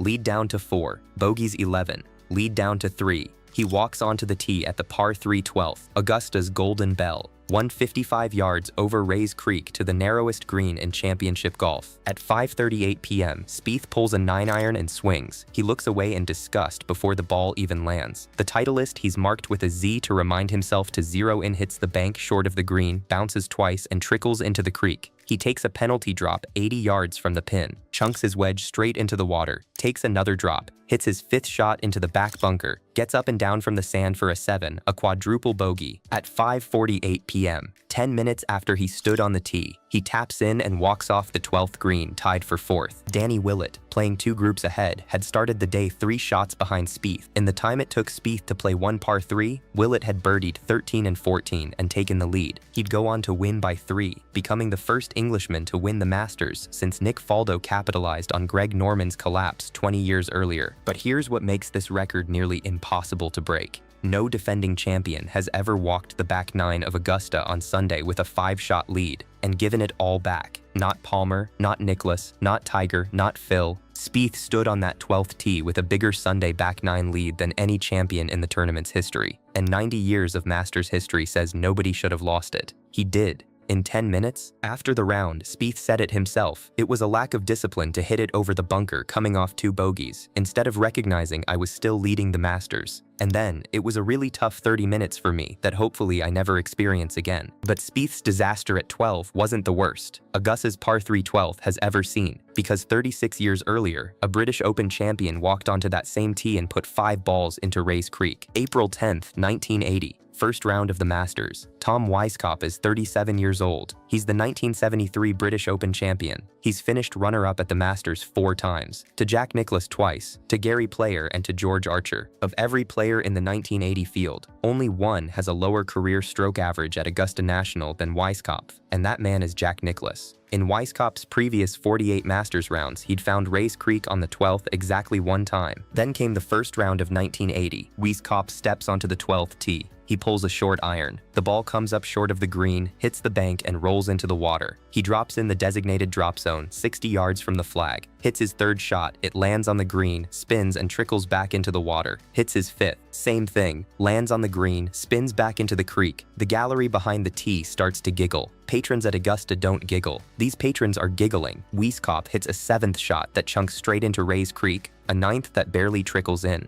5 balls in the water. When he finally finds the green and 2 putts, the card reads 13. 13 on a 155-yard par 3. The highest single-hole score in Masters history, tied with Tommy Nakajima's 13 on the 13th in 1978 and Sergio Garcia's 13 on the 15th in 2018, and the only 10-over par score on a single hole in Masters history. Weiskopf told reporters afterward, "When you screw up like I was doing, you just stand there until you do it right." He walked to the 14th tee thinking about withdrawing from the tournament, decided against it, birdied 14, and here's the part that still doesn't make sense. The next day, Friday, 2nd round, Weiskopf stood on the 12th tee again, put 2 more balls in Rays Creek, made a 7. Over 2 days, Weiskopf had taken 20 shots on the same par 3. He missed the cut by 14. Back in the press tent, reporters called him Terrible Tom, a nickname that dated back a decade to his habit of walking off golf courses when things went wrong. But this time he didn't walk. He stood and swung until the ball stopped coming back. Seve Ballesteros won that Masters, his first. Weiskopf never played another competitive round at Augusta without a reporter asking about the 12th. To this day, no other player in Masters history has hit 5 balls into the water on a single par 3 hole. Nobody's lost 10 shots on one hole and stood there for a 6th attempt. Sergio Garcia matched the 13, but he did it on the par 5 15th, where the green is bigger than your house. Wieskop's 13 is the worst hole in Masters history, but the worst final round in Masters history, that belongs to a man who walked onto the first tee of Augusta National on Sunday with a 6-shot lead and gave it all back. April 14th, 1996. Greg Norman is 41 years old and the best player in the world. He's opened the Masters with a 63, tying the Augusta course record set by Nick Price a decade earlier. He follows it with a 69, a 71, and walks to the first tee on Sunday with a 6-shot lead over Nick Faldo. In PGA Tour history, no player who's ever held a 6-shot lead after 54 holes at a major championship has lost it. Norman's agent Frank Williams is so confident he placed a $10,000 bet on Norman to win at 14-to-1 odds the previous weekend. Saturday night, a bookmaker offered Williams a $100,000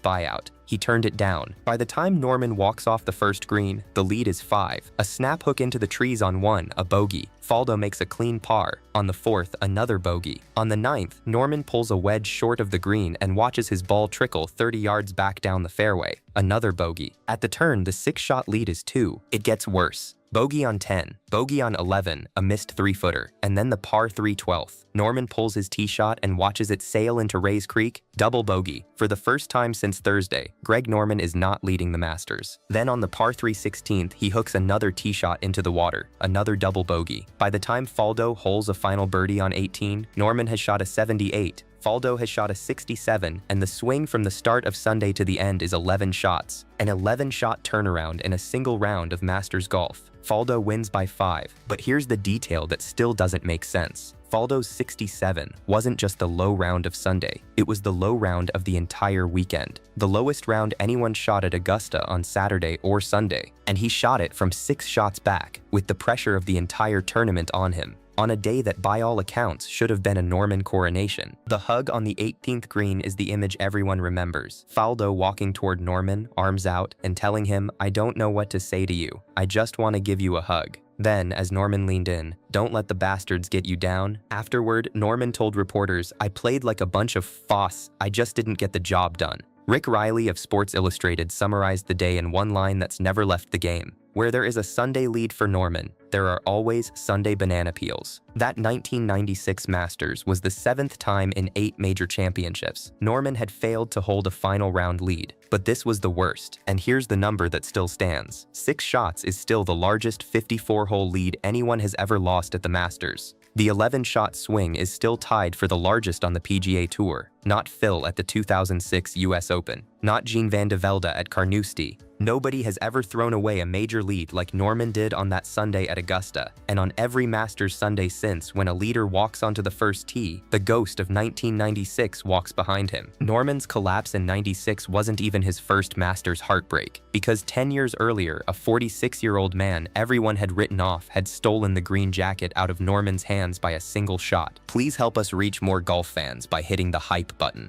Done? Thanks. Let's continue. The Monday of Masters Week in 1986, Tom McAllister of the Atlanta Journal-Constitution published a column about Jack Nicklaus. McAllister wrote, "Nicklaus is gone. Done. He just doesn't have the game anymore. It's rusted from lack of use. He's 46 and nobody that old wins the Masters." Jack's friend John Montgomery cut the article out and taped it to the refrigerator of the rented house where Jack was staying that week. Every time Jack opened the fridge, he saw it. He was 46 years old. He hadn't won a major in 6 years. He was playing only 12 tournaments a year, and admitted later he'd come to Augusta that week to play, not to compete. His son Jackie Jr. was on his bag. After 3 rounds, Jack was in 9th place, 4 shots off Greg Norman's lead. Sunday's back 9 is the most famous stretch of golf ever played. Birdie on 9, birdie on 10 from 25 feet, birdie on 11, bogey on 12, a rare mistake, par on 13, par on 14. Then, on the par 5 15th, Jack hits a 4-iron from 204 yards to 12 feet and buries the eagle putt. On 16, a tee shot to 3 feet, birdie. On 17, an 18-foot putt breaks in for birdie. Vernie Lundquist's call, "Yes, sir," is still the most replayed 2 words in Masters broadcast history. Jack shoots 30 on the back 9, a final round 65, wins by 1 stroke. At age 46 years, 82 days, he becomes the oldest Masters champion in history. Greg Norman, who needed only a par on 18 to tie, pushed his approach into the gallery and missed the 15-foot par putt, his first Augusta heartbreak, and this is where it gets really strange. Before Jack, the oldest Masters winner was Gary Player in 1978 at 42. Jack didn't just break the record, he obliterated it by nearly 4 full years. Phil Mickelson later won the 2021 PGA Championship at age 50, the oldest major winner of all time.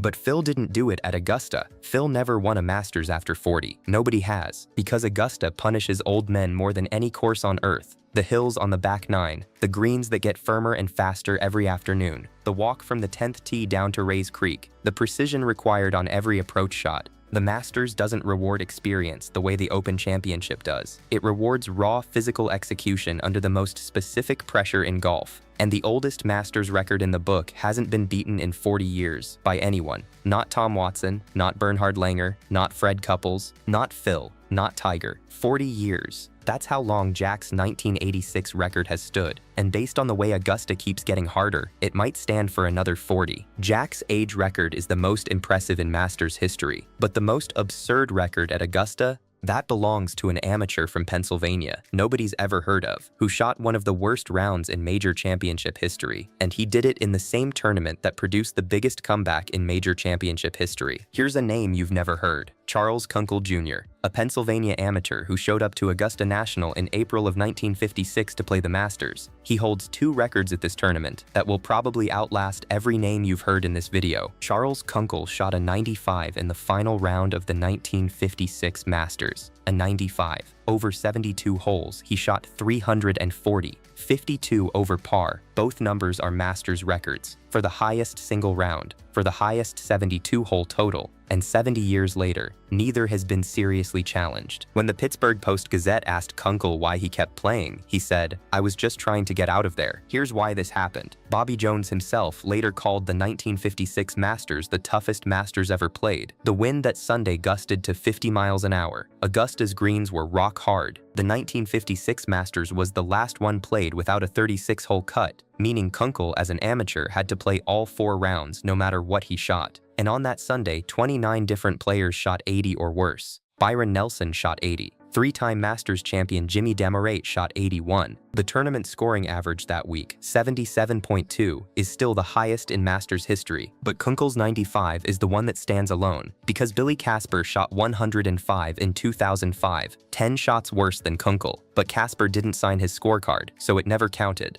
The official highest round in Masters history still belongs to a Pennsylvania amateur from 1956 who was just trying to get to the 18th green. And here's the part nobody talks about. The same Sunday that Kunkel shot 95, a 24-year-old amateur named Ken Venturi walked to the first tee with a 4-shot lead. Venturi had led the Masters for 3 straight rounds. He'd shot a first-round 66 that was, at the time, the lowest round by an amateur in Masters history. He was about to become the only amateur Masters champion in tournament history. Then Venturi shot 42 on the back 9 and carded an 80. Jack Burke Jr., who had started the day 8 shots behind Venturi, shot a 71 in the wind and won by 1, an 8-shot final round comeback, which as of today is still the largest come-from-behind win in Masters history. So in the same tournament, the same Sunday, in the same 50-mile-per-hour wind, Augusta produced the worst round ever recorded and the biggest comeback ever recorded. Kunkel's 95, Burke's 71 from 8 back. Both records stand 70 years later. Neither has been beaten by a single shot. One shot in this tournament's history has outlasted every record you've heard so far, and we're saving it for last. But before that, let's talk about the record. Kunkel's 95 represents the exact opposite of the lowest 72-hole score in Masters history, set by a man who made just 4 bogeys in 4 rounds during the strangest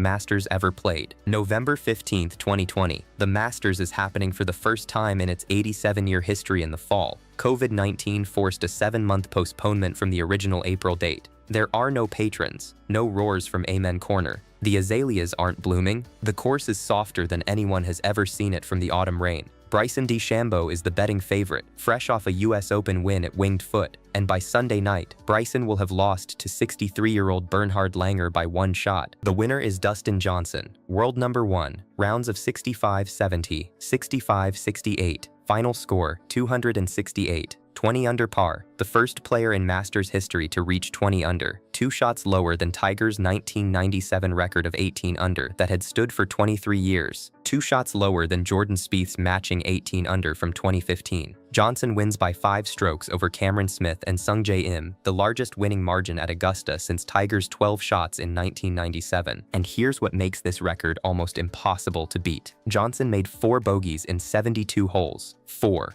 The previous record for fewest bogeys by a Masters champion was 5, shared by Jack Nicklaus, Jimmy Demaret, Ben Crenshaw, Phil Mickelson, and Trevor Immelman. Johnson broke a record that had been tied 5 different times over 80 years. He missed only 12 greens the entire week, also tied for a record. He hit 60 greens in regulation, tying Tiger's 2001 mark. It was his 11th consecutive subpar round at Augusta, a streak record that still stands today. Every single box on the Masters scoring record book DJ checked. And the detail that makes this record nearly unbeatable? It happened in November, in conditions that don't exist at Augusta in April. The course was soft from fall rain. The greens held approach shots that in April would have spun off the front. The rough grew differently in autumn. Augusta added significant yardage to multiple holes in the years that followed, specifically at the 11th, 13th, and 15th, to prevent scoring like that from ever happening again at an April Masters. But there's an even stranger moment from that week. The man who put the green jacket on Johnson in Butler Cabin, as tradition requires, was Tiger Woods, the defending champion from April 2019. Earlier that same Sunday, Tiger had shot the worst single-hole score of his entire professional career, a 10 on the par 3 12th, 3 balls in Rays Creek,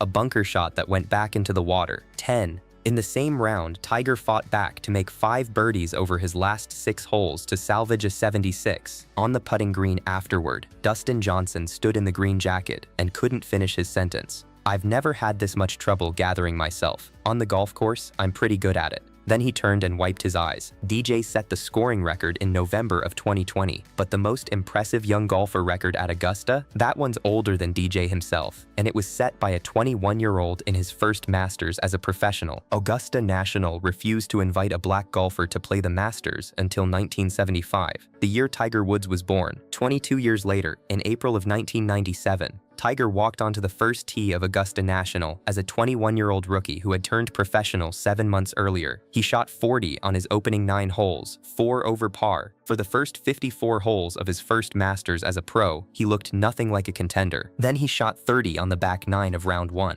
a 66 on Friday, a 65 on Saturday, a 69 on Sunday, when he tapped in his final putt on the 18th green and turned to embrace his father Earl. Tiger Woods was 21 years, 3 months, and 14 days old, the youngest Masters champion in history. The previous record was held by Seve Ballesteros, who won in 1980 at age 23. Tiger broke it by almost 2 full years. Read that again, almost 2 full years younger than Seve. And Seve was already considered, at the time, the youngest man who could possibly handle Augusta's mental pressure. Tiger did it at an age when most elite amateurs are still in college. The cultural weight of that Sunday afternoon is something that numbers can't really capture. An estimated 44 million Americans watched the final round of the 1997 Masters on CBS, the most watched golf broadcast in US television history. Golf Magazine summarized what viewers saw with one line: "You couldn't help but notice that Chairman Roberts' rule of golf order had been turned happily upside down. The golfer was black and the caddy was white." Tom Kite, the man who finished second, 12 shots back, told reporters afterward, he at least managed to beat all the mortals. And here's what makes this record untouchable. Every Masters winner before Tiger was at least 23 years old. Tiger was 21 and 3 months. In 90 years of Masters history, no champion has ever won younger. Every Masters since 1997 has been won by a player at least a year older than Tiger was. Every single one. Scottie Scheffler was 25 when he won his first.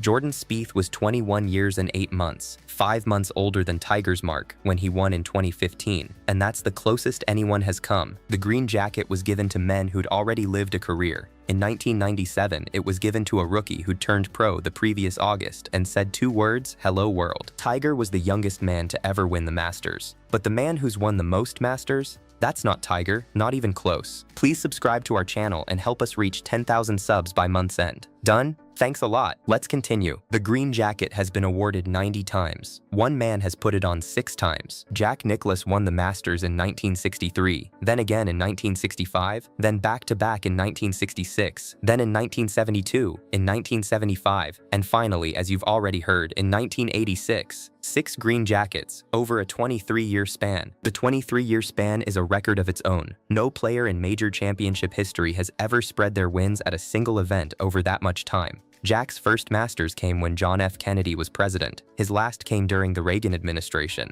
Before Jack, the record for most Masters wins was 3. Sam Snead had 3. Jimmy Demaret had 3. Jack doubled the record. Tiger Woods is the closest anyone has ever come to matching him. Tiger has 5 green jackets. Arnold Palmer has 4. Phil Mickelson has 3. Nobody else in the history of the tournament has won more than 3. Tiger's 5th win in 2019, the comeback after his spinal fusion, was one of the most celebrated moments in modern golf. And even after that win, he was still 1 short. And here's what's really wild. The 1965 Masters, Jack's second, he won by 9 strokes over Arnold Palmer and Gary Player. 9. That margin of victory stood as the largest in Masters history for 32 years. The next year, Jack won in a playoff over Tommy Jacobs and Gay Brewer, becoming the first back-to-back champion in Masters history. Only 3 men have done it since: Nick Faldo, Tiger Woods, and Rory McIlroy. Jack himself called his 3rd round 64 at the 1965 Masters, the best round of golf he ever played in a major championship.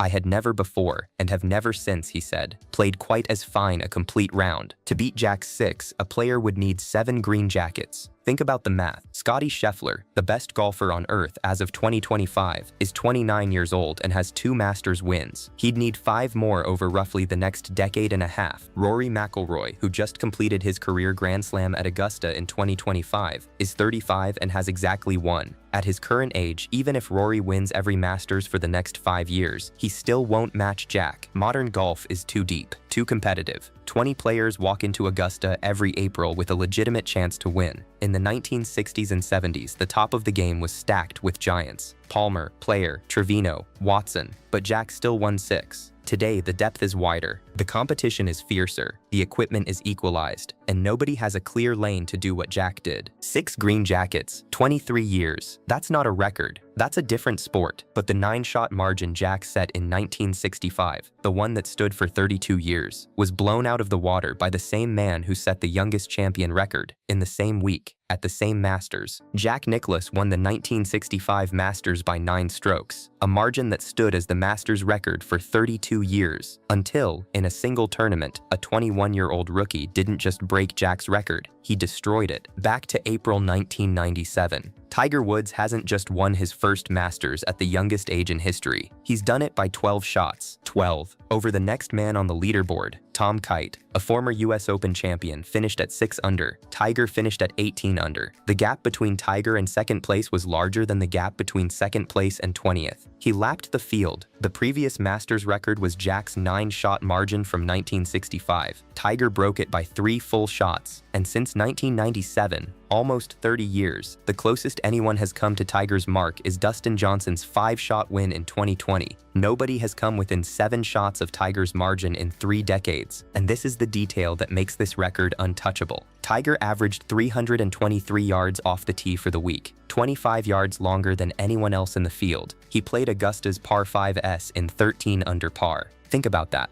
4 par 5s per round, 4 rounds, 16 par 5s total. Tiger played them in 13 under. That's an average score of 4.19 on holes that were designed as 5. He turned every par 5 at Augusta into something closer to a long par 4. Colin Montgomerie, the Scottish world-class player who was paired with Tiger in the 3rd round on Saturday, told reporters afterward he was demoralized by the 7th hole. "I outdrove him on the 1st, Montgomerie said of a fortunate bounce on the opening hole. "That's the last I saw of him all day." The term tiger-proofing entered golf's vocabulary that week. Augusta began lengthening holes, adding trees, narrowing fairways. Every major championship course in the world started looking at their scorecards, wondering how to stop a 21-year-old who hit it 25 yards past everyone else. The equipment has caught up. The courses have lengthened. The field is now full of players who hit it 320 yards, and still nobody has come within 7 shots of Tiger's margin at the one tournament that matters most. Only one major margin in golf history has ever been bigger than Tiger's 12 shots. Old Tom Morris won the 1862 Open Championship by 13. That was 135 years before Tiger's 1997 Masters.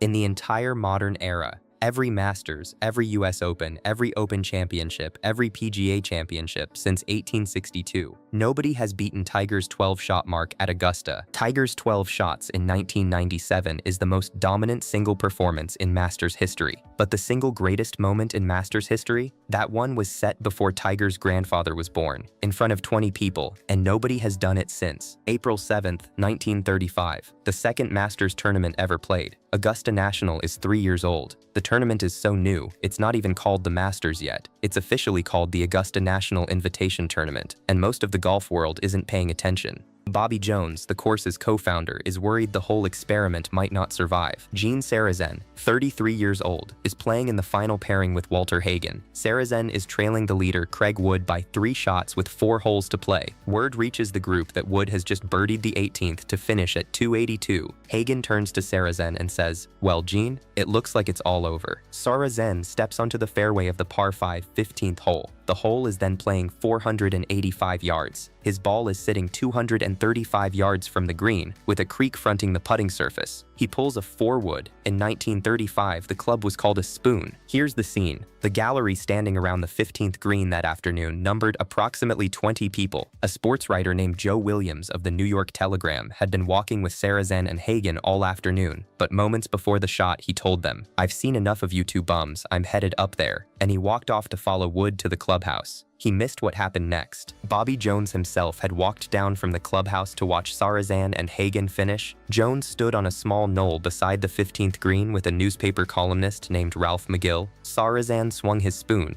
Jones said quietly to McGill, "He hit a great spoon there." The ball flew straight at the flag. It landed just short of the green, bounced once, bounced twice, and disappeared into the hole. A double eagle, a 2 on a par 5, 3 strokes gained with 1 swing. Sarazen had tied Craig Wood. Bobby Jones, who had just said it was a great shot, amended his statement for the gallery around him. "That was the most magnificent shot I've ever seen." Sarazen paired his last 3 holes. The next day, Monday, he won the 36-hole playoff over Wood by 5 strokes. The Atlanta Constitution ran the phrase on its front page, "Shot heard round the world." Grantland Rice, the most famous sports writer in America, called it the most thrilling single golf shot ever played. And Cliff Roberts, the man who co-founded Augusta National with Bobby Jones, said a single sentence about Sarazen's double eagle that still defines the tournament today. It put the Masters in business. In the 90 years since that afternoon, there have been exactly 4 double eagles in the entire history of the Masters. Not one of them has been on the 15th hole. The pond that now guards the front of the 15th green wasn't added until 1949, which means if Sarazen hit the exact same shot today, his ball would land in water, not on grass. The shot that built the Masters is a shot that can no longer physically be played. 20 people saw it. A newspaperman who walked away moments earlier missed it. Bobby Jones called it the greatest shot ever struck, and 90 years later, nobody has matched it. Gene Sarazen died in 1999 at the age of 97. He kept telling the story of that Sunday afternoon until the end of his life. The tournament survived because of him. The Masters became the Masters because of him, and the shot that built it is still the oldest unbroken record at Augusta National. Out of every record in this video, every collapse, every comeback, every dominant performance, Sarazen's double eagle on the 15th in front of 20 people in 1935 is the one that has lasted longest, and it is almost certainly the one that will last forever. If you enjoyed this video, check out our next video here. YouTube thinks you will like to watch this. Let's see if it's true.